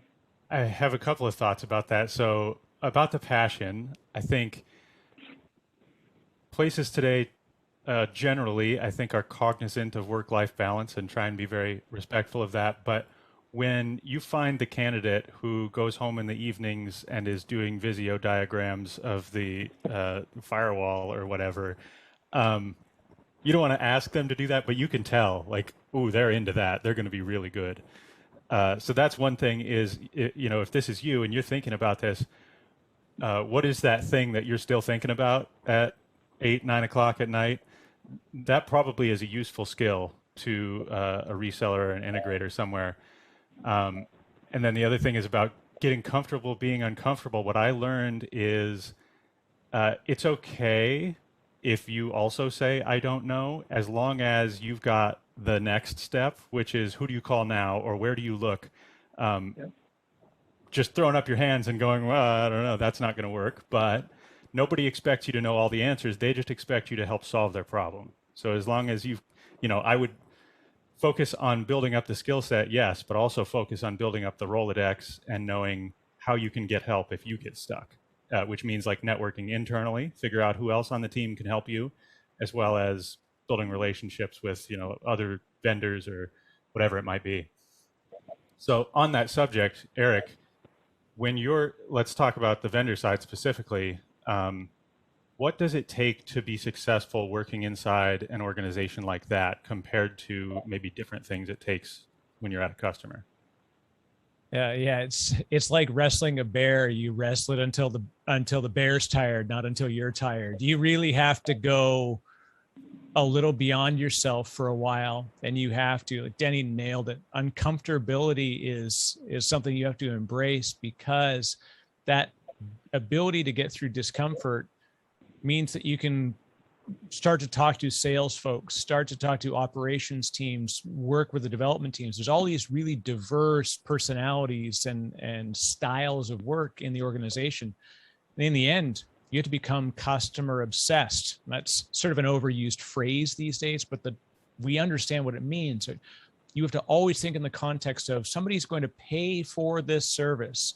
When you work on the customer side, quite often you lose sight of that.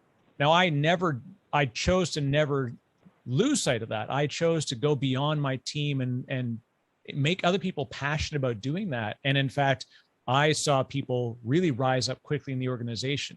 So moving to the vendor side was not being afraid to get on a customer call. Like, it was uncomfortable. It was difficult, but I knew that I had to do that.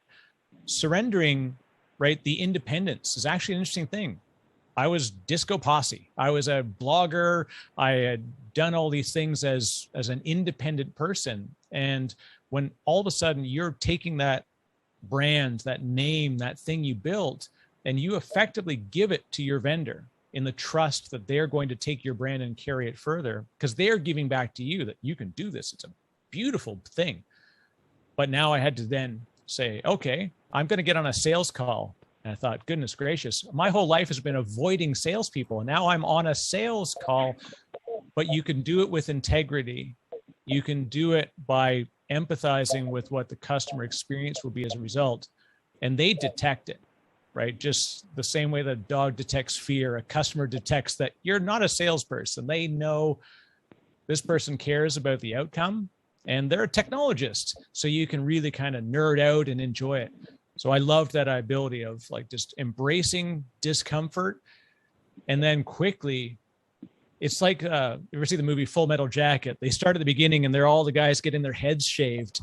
And then an hour into the movie, they're teaching the next class and they're leading boot camps. That's what you are. A year into working this life, you're suddenly watching somebody come in and they're green, they're brand new. And you're saying, okay, let's shadow the sales teams. Let's sit with the ops folks. Let's go to the engineering kickoff. And you can kind of really bring people through that experience. It's in the end, like the tech is exciting, but it's the human side of it that's so much more about what I love. So, I said that I was interested in making this move. The reasons were I was like hungry to grow more, and I gathered that in either a VAR or a vendor type of company, that's going to happen.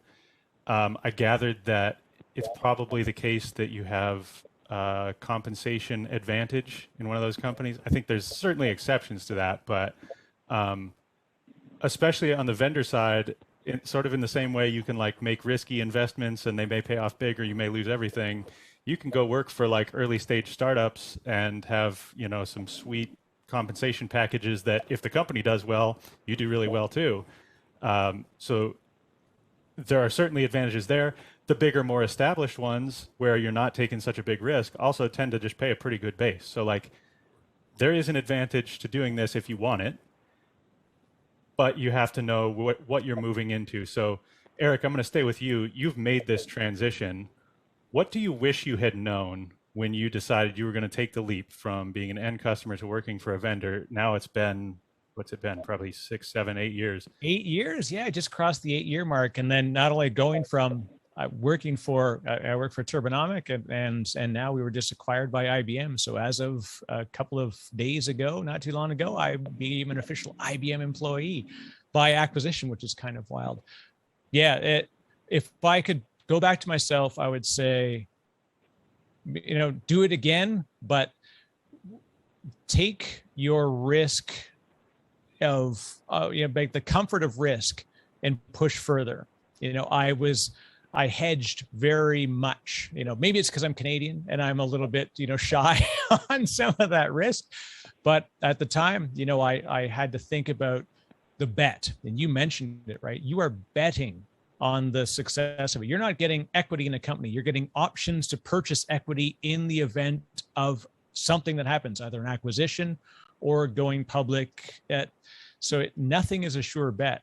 I've been on the right side of a decent bet and it worked out well for my family, but I'm certainly not retired. Nobody is, right? So it just meant that I put work into it. So my CEO would tell me, he goes, he learned his lesson too. He says, I understand equity, right? Understands the thing that you're giving up because your base plus equity is the long-term package. If you read any book about Amazon, they're a fantastic organization, amazing people. And they know, like they actually talk about their salary caps because a lot of it is really based on the long-term view. So that's really what it is. In the end, understand your risk tolerance and think about the long-term value that you bring to that company and that it brings back to your family.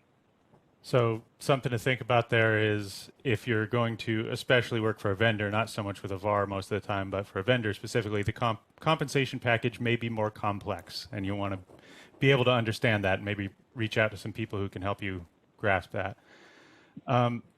So Denny, we got to wind up here. I want to ask you one last question, which is for anybody who's listening who finds this attractive, whether it's working in a company like yours to be a consultant, or maybe working for one of the companies you partner with, like an HPE or a Cisco or a company like that, what is something that they could do to start moving towards that, whether that's a development thing or networking thing? One recommendation from each of you, and then we'll call it good. Network. You know, we can't find people. We're not willing to compromise and settle. Culture is such an important ingredient. You know that firsthand.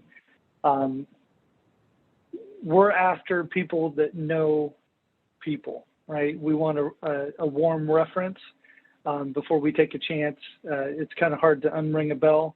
You know, when you bring somebody on, you take a chance. So network is key. Build up that your brand, your personal brand, be known for something. It could be hard work. It could be certs. It could be experience. That would be probably my biggest recommendation is get known in your market and make some noise. Cool. Eric, what about you? What's something that people could do today to start moving towards one of those roles? Create. Become a creator. The only way you become a great writer is to become a decent writer. The only way you become a great video creator is to become a decent video creator. It's a labor of love and practice. And it's the way that you become an expert of brand, a recognizable source, is by putting yourself out there. And it's tough. Danny talked about the discomfort, but it's out there. And choose a niche, right? I mean, Zamfir was the master of the pan flute, maybe because nobody else played the pan flute, but like we know him as that, right? And there are technical experts that become that person. And, Denny's a great example of somebody who nurtures that. We as a community want to create opportunity. Go to your peer network and just read, consume, and then create. So I'm going to double down on that because I think, Eric, you and I have both found a lot of success in deciding to just create. And what was the result of that? Well, I got better at my practice because, to write an article about something, I had to understand it well enough to not sound dumb. So I got better at what I was doing. Because it was published, I got known, which goes to what Denny was saying. And I just not that long ago, look at the first article I ever published. It was terrible. But to your point, you got to just start. And a bunch of people told me that, and I've now passed that advice on to 100 other people. I think that's great advice. Start a little journal even. Don't even publish it at first, but just pick a topic you wish you were better at and write a little even fake article about it, and you'll be better for it. And then someday put that out into the world. I think it'll work out for you. Well, thank you guys both for offering your advice here to aspiring VAR or vendor IT pros. It's been fun chatting with you folks. I hope this was helpful. And if you want to talk more about what it might be like, we'd be happy to chat with you. You can send a message in the Q&A. We'll be there and answer your questions there, or find us on Twitter, and we'll continue the conversation after the event's over. Have a great day, everybody. Thank you.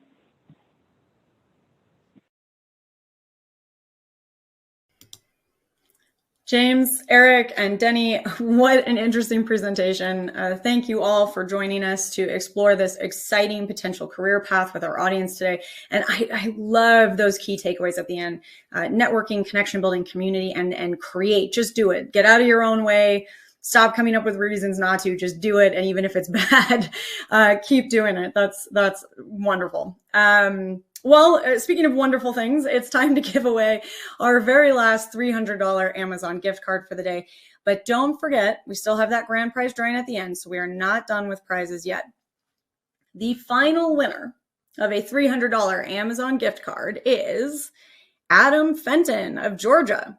Adam Fenton from Georgia. Congratulations, Adam. We will be in touch with you after the event.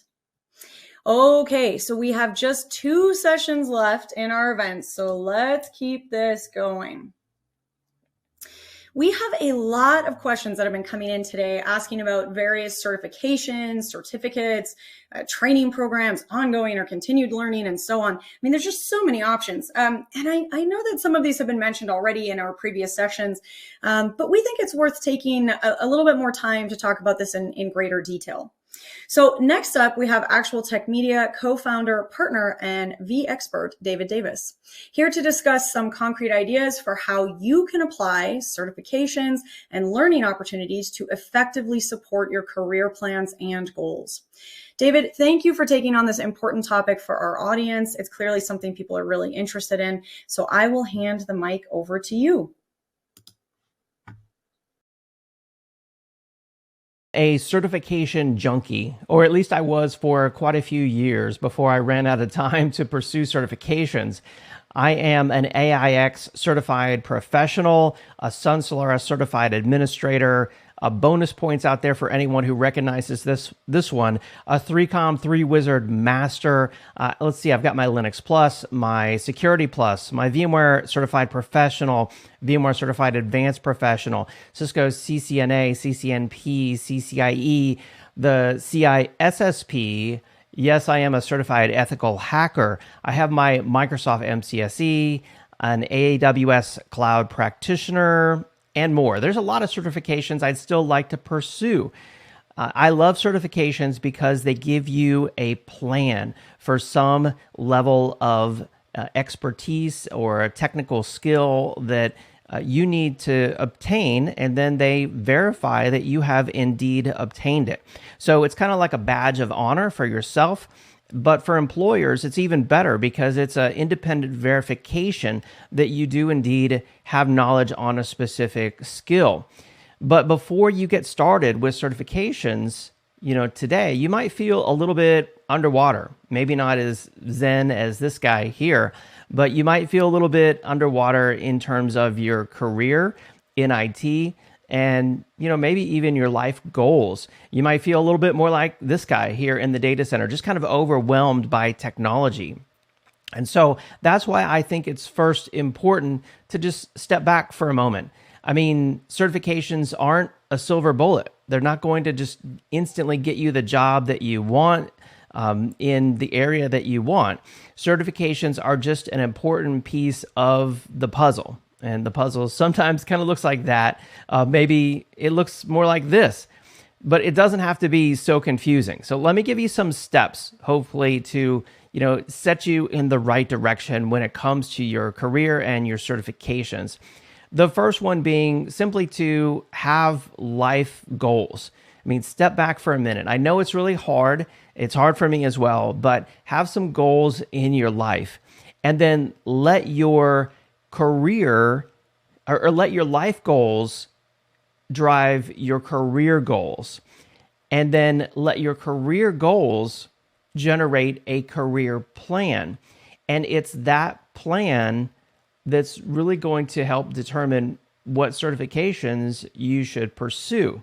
So that career plan drives your certification goals, because after all, certifications aren't a career. They're going to help you in your career, similar in concept to, for example, a college degree or a university program. They're an important piece of the puzzle, but they aren't going to instantly be that silver bullet that some folks, kind of make them out to be. So let's talk about that a little bit more. Let's take for an example, that you have life goals, you have a career plan. You need to then match your career plan to skills. And skills are made up of a lot of different things, right? You don't instantly have skills just by going to a training class. You'll get a few. You get most of your skills through experience, through gaining competence and knowledge and hands-on, lab time or work time, working at a company, doing real-world projects. So skills can be difficult to obtain, that ability. And that's really what employers are after. Certifications can help you to obtain skills and help you to kind of map out those skills. But first, you need to have that career plan in mind. And there's a number of different directions that you can go. Of course, you could choose a managerial direction for yourself, and you might have skills like leadership, planning, strategy, communication, or organization as part of that. On the other hand, you could choose a technical direction where you might need to learn programming languages, operating systems like Linux or Windows, software proficiency like containers or Kubernetes or VMware vSphere. You might need technical writing skills, project management, data analysis, or engineering, depending on the technical direction that you take. So first, you need to kind of help your career plan drive whether or not you're going to go a managerial or a technical direction. And then from there, let's say that you go in a technical direction. There's a number of different job roles that you can choose from. It might be engineer or admin or developer, architect or support. Or maybe you go the managerial direction, and then you have job roles like IT manager, project manager, director, or CIO. So keep those job roles in mind. And once you've used your career plan to identify the specific job role that you're looking for, I highly encourage you to go out there and look for specific jobs that you want to obtain. For example, maybe you want to be, let's say that you wanted to be a cloud engineer, for example. I went out to LinkedIn last night, looked at jobs out there, and identified this job from Citibank. This is a real job. You see the link there in the bottom for a cloud engineer. And so if we look at the skills that are required for this, for example, they're looking for database skills, knowledge of distributed clouds, software development, the software development lifecycle, CI/CD, Terraform, Ansible, and there are certifications around those products. And then specifically, they list out the AWS Solutions Architect, Cloud Security certifications, the OpenStack Admin certification, and yes, a bachelor's degree is an important part of the equation for obtaining this job. But don't just look at one job. Of course, look at multiple jobs because they're going to be different. For example, if we look at this job at Slalom, which is a large nationwide consulting organization for a cloud engineer. They're looking for someone well-versed in AWS, Azure, or GCP. You need to know how to solve cloud problems and understand cloud tools and automation. These are things that you would learn in a certification program. And then they do say that cloud certifications are desired, as well as understanding the business goals. Of course, that's always going to be important, and we shouldn't leave that out. But a certification in the case of this job could be highly beneficial, being well-versed in a specific cloud, being able to solve cloud problems, and use cloud tools. So once you've selected a certification based on your career plan, the skills that are required, you want to, choose a certification that's not only going to help you to learn something new. Yes, that's okay to do if you just want to, but most of us have limited time and limited money, and we're pursuing a certification to help our career. And so it's important to tie that back to our career plan and career goals. Of course, when choosing a specific certification, the factors to consider are the popularity of the certification. You don't want to always just jump on the bandwagon if it's something that you're not truly interested in, but the popularity of the certification is going to drive its value. Recruiters are going to be looking for that specific certification, and there's going to be a lot more resources available to you to help you achieve that certification. Blog posts, training courses, books, certification guides, all sorts of YouTube videos. A lot of different resources are going to be available based on the popularity. And then, of course, be realistic in the certification that you choose.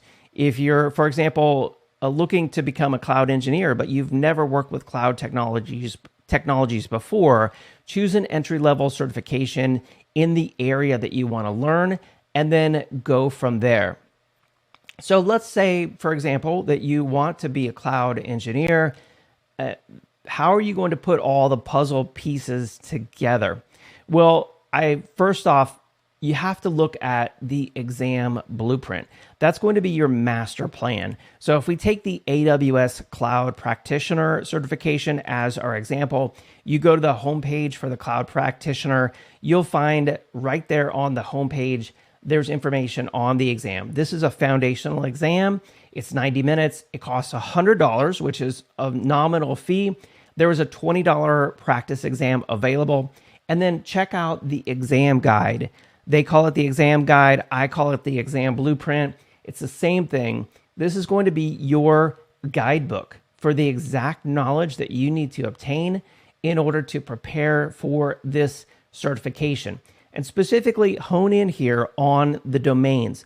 The domains tell you exactly the breakdown of what's important and what's not. And then thankfully here they detail in bullet form everything you need to know in each of these different domains.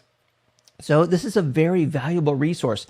I put this in OneNote, I break it down into different notebooks, and I examine every one of these domains and have intricate knowledge of every one of the bullets on the domain exam guide. And then from there, of course, you need to request support from your employer. I think this is important. Make sure you have their support if possible. In many cases, they'll help you to, set aside time from your day-to-day job to prepare. They might help to prepare for help to pay for the exam or the materials that you'll need, the training courses, for example. And then from there, create a study plan. As we said, if you fail to plan, you plan to fail, right? So you got to have a plan when it comes to studying.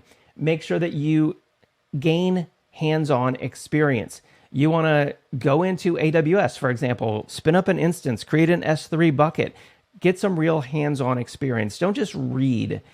You want to have real lab time, get some real knowledge. And there's a lot of different ways to do this.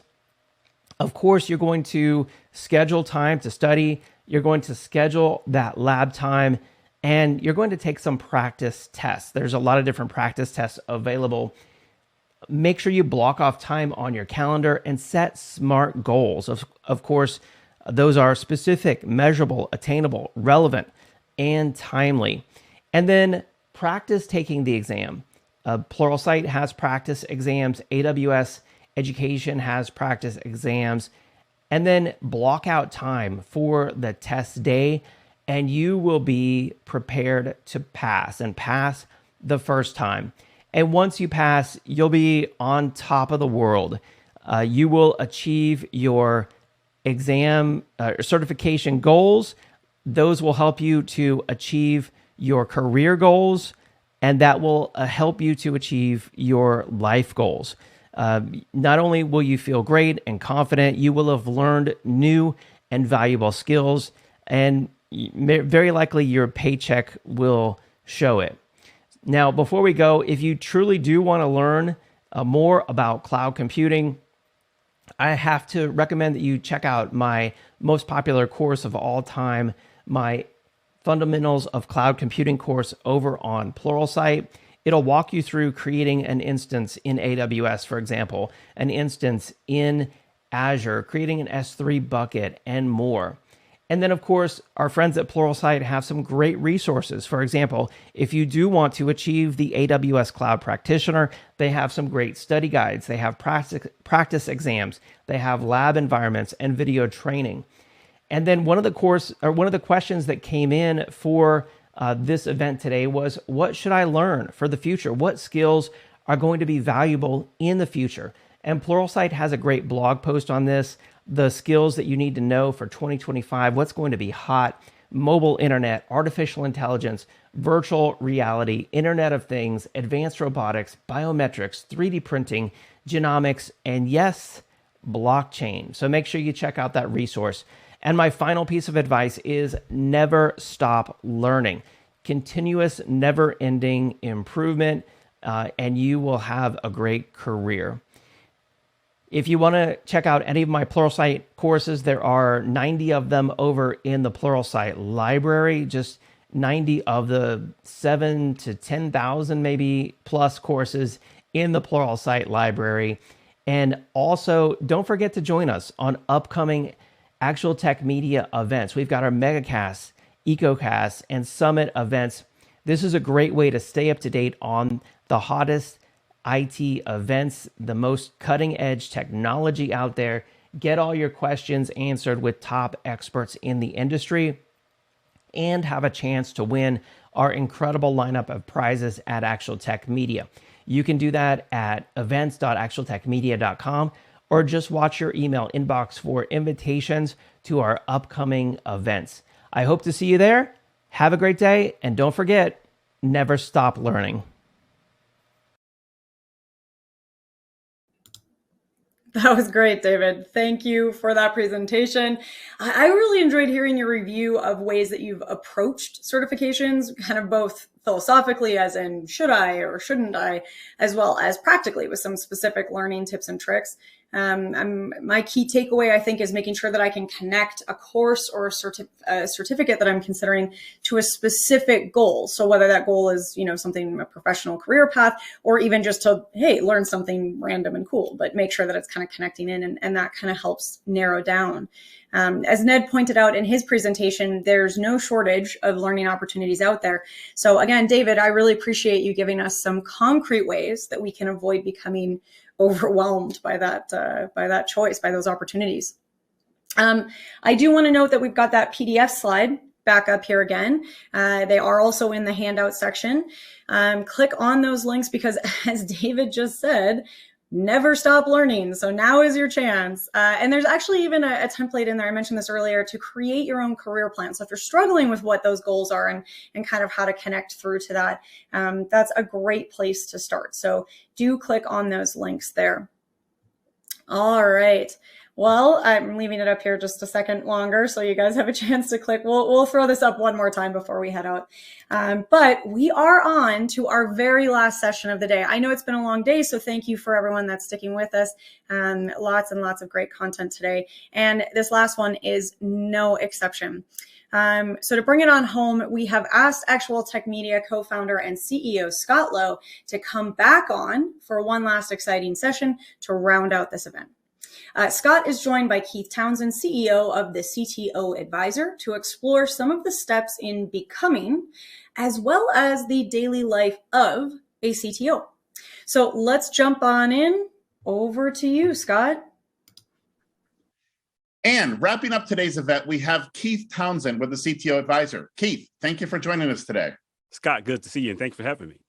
Now, obviously, the Chief Technology Officer or CTO role is aspirational for a lot of IT people, and there's lots of different ways we can get to that role. Why don't you give us an overview of what a CTO actually does? And then we'll talk about some different ways that people get into a role like that. So, I get this question an awful lot, Scott, because people confuse the CIO role, which you've been in your past, and the CTO role, and then they'll look at someone like you. You're fairly technical, but a CIO doesn't necessarily have to be technical. A CTO is that main executive that aligns the business objectives to the actual technology architecture. So if you can think of an enterprise architect, but in a much more executive role, he can be a single contributor in one sense of the phase, and then he could have a staff in another sense of the phase. So there's different variations, but the core of it is that this is a C-level role that is very, very much focused on the bits and speeds and feeds and the technology itself. Then you have two different paths that we can get into. There's the vendor CTO, and then there's the enterprise IT CTO. Yeah, let's start with the enterprise IT side of things, since that's where the brunt of the audience is going to be. But I'd like to talk about vendor side as well, because I'm sure there's people in the audience that'll be interested in working for a vendor at some point.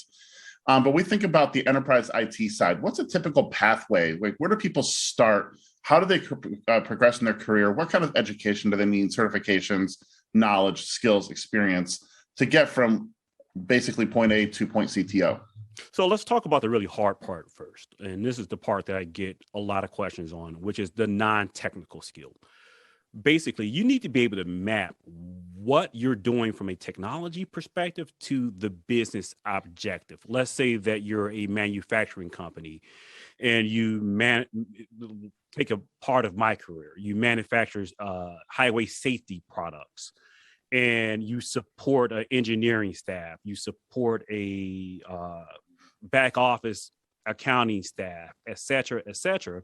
You need to be able to zoom out, see that big picture, align that to the technology paths you're taking, whether it's deciding, whether or not to use, in my case, back in the day, frame relay or MPLS, and how that impacts the accounting side of the house and how that enables the actual technology, but being able to go in front of the CEO of a small publicly traded company and make the argument for that.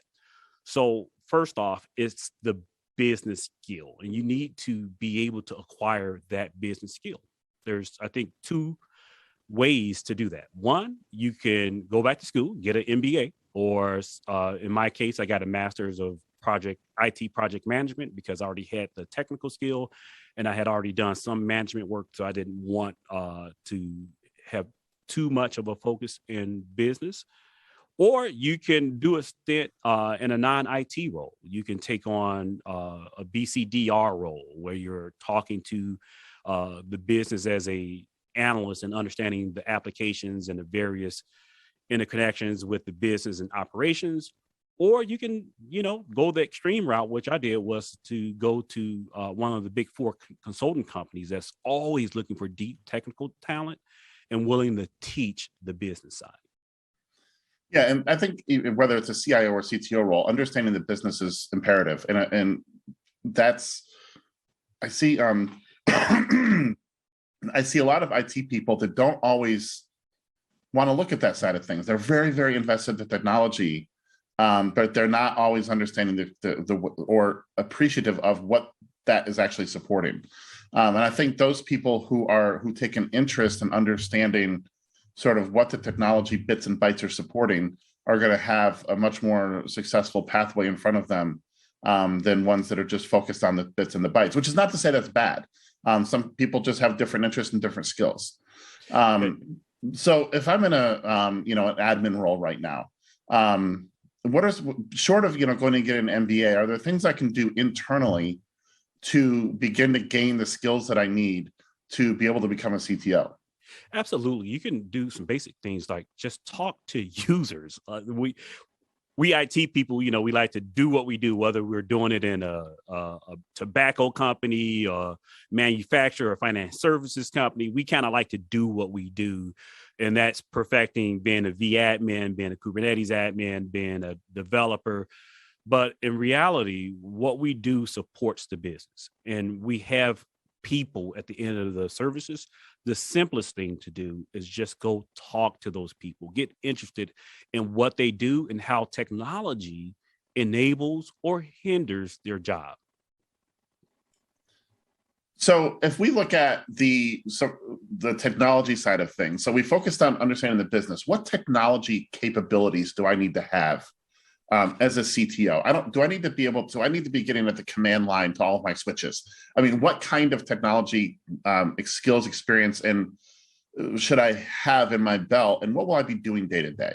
And this is where the job slightly differs between the vendor CTO and the enterprise CTO. The enterprise CTO is typically extremely well-rounded. They understand application development. They understand networking, storage, compute, governance, super important. So, compliance, change management, configuration management. You need to be extremely well-rounded because you're looking at the big picture. You understand why Kubernetes matters to an application development team, but also why it wouldn't matter as much to someone supporting COS apps. You understand, like, big picture, what would be EVPN, VXLAN, but not necessarily how to configure any of it. It doesn't hurt to be a domain expert in one of these matters, but you definitely want to understand the big picture because you stitch, just like an enterprise architect, you stitch it all together between the teams. Versus a vendor CTO, you're probably going to be pretty technical. You're probably going to still be an application developer, or you're going to know the product in which you sell extremely well to the point that you can probably get to do some of the code review, etc. Day to day, what are you doing day to day? Day to day, again, it's less about getting into the technical weeds and more about managing relationships. If you're transforming into a DevOps operation. What does that mean for the SAP team and the roadmap? You, depending on the size of the organization, you may be creating that roadmap for each individual silo. For a larger organization, you may be coordinating between the teams, the application development team, the operations teams, the architecture teams, et cetera, and just providing that vision and map, and honestly been in a whole lot of meetings. So if I'm hearing you correctly, on the enterprise IT side, and I want to go back to the vendor side in just a second. Basically, if I'm a CTO, I don't need to understand every single basically function, feature, nuance of every single device out there. It's better for me to understand the primary features and the interrelationships between all technology, to understand how to bring it all together as a big puzzle to create a beautiful picture for the organization. Is that accurate? That's accurate. You need to understand, more importantly, how to triage, because that's a lot. Oh, absolutely. What's important for you to understand, what's important for others to understand, and what's important for you to simply just outsource. Like, we're seriously getting to the point that we should be questioning, should we dedicate resources to internal resources for managing something like vSphere? Right. Is that important versus having staff learn Kubernetes or cloud technologies in general? I'm not a big, proponent of Kubernetes everywhere, but I am a big proponent of the small things that don't differentiate in your business. And again, this is where it goes to the business skill. Is having staff that knows vSphere down to the VCDX level or even VCP level, helping my organization move the ball versus my competitors or the rest of the industry. If it's not, how do I get that skill and that capability within my organization without having my people focus on it? Let's talk to the vendor CTO side as we wrap up our discussion here. What's the genesis of a vendor CTO in comparison to an enterprise IT CTO? So actually, there's two types of vendor CTOs. You might realize or seen the title field CTO, which is more of a sales marketing role. Yep. In which you're just going out and you're talking to end users, looking at their environment, helping them decide on what technologies and technology stack to sell you. Almost always what we call carry a bag, meaning that you have some type of quota, whether it's number of customers to meet, overall sales of the organization, but it's a sales focused organization. When you think about technical CTO, I think it's someone like Matt Wallace over at Faction Inc., who actually is helping develop the product. He's talking to the product development team, he's talking to customers, he's talking to partners, and he's understanding the market need and helping to shape the product. He may not actually code the product, but he has his finger on the pulse and his hand on and his foot on the scales and helping to direct the product, the product development. So Keith, this was a great discussion, and what it really conveys to me is that if I'm an IT person with a CTO goal in my future, there's a lot of different ways I can get there. There's a lot of different pathways. It's just all going to take a different set of skills than maybe I've used up to this point to get to the admin or engineer level of my career. And it's going to mean a more focus on the business. If you're looking at the vendor side, understanding product, and also understanding potentially marketing, like to your point about field CTOs. So it seems like it's a pretty exciting. I mean, it's kind of exciting when you think about it. I mean, sort of the sky's the limit when you think about this kind of a role. Yeah, I'm just as overwhelmed from when I got my MCP Windows 95 and thinking about where could that take my career and where could I go. I was just mentoring someone earlier today, and they said, one of my employees, and they were like, man, I can go anywhere. Help me understand where to go. I'm like, you know what? Where's your passion? Because just like technology, you can literally go in any direction. The same thing with the CTO role. You can follow your passions outside of just technology, almost anywhere it takes you. And it's always worthwhile, the journey. Keith, thank you so much for joining us for today's IT career event. Scott, thanks for having me. Good luck to everyone. If anybody has any questions for me, DMs are open at CTO Advisor. I was going to say that. Thank you so much.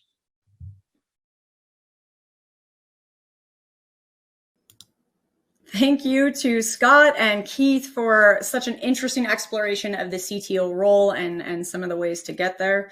And as much as I wish we could keep going today, because there's still so many more things that we would want to dig into, I think that this is probably a great place to leave the conversation for now.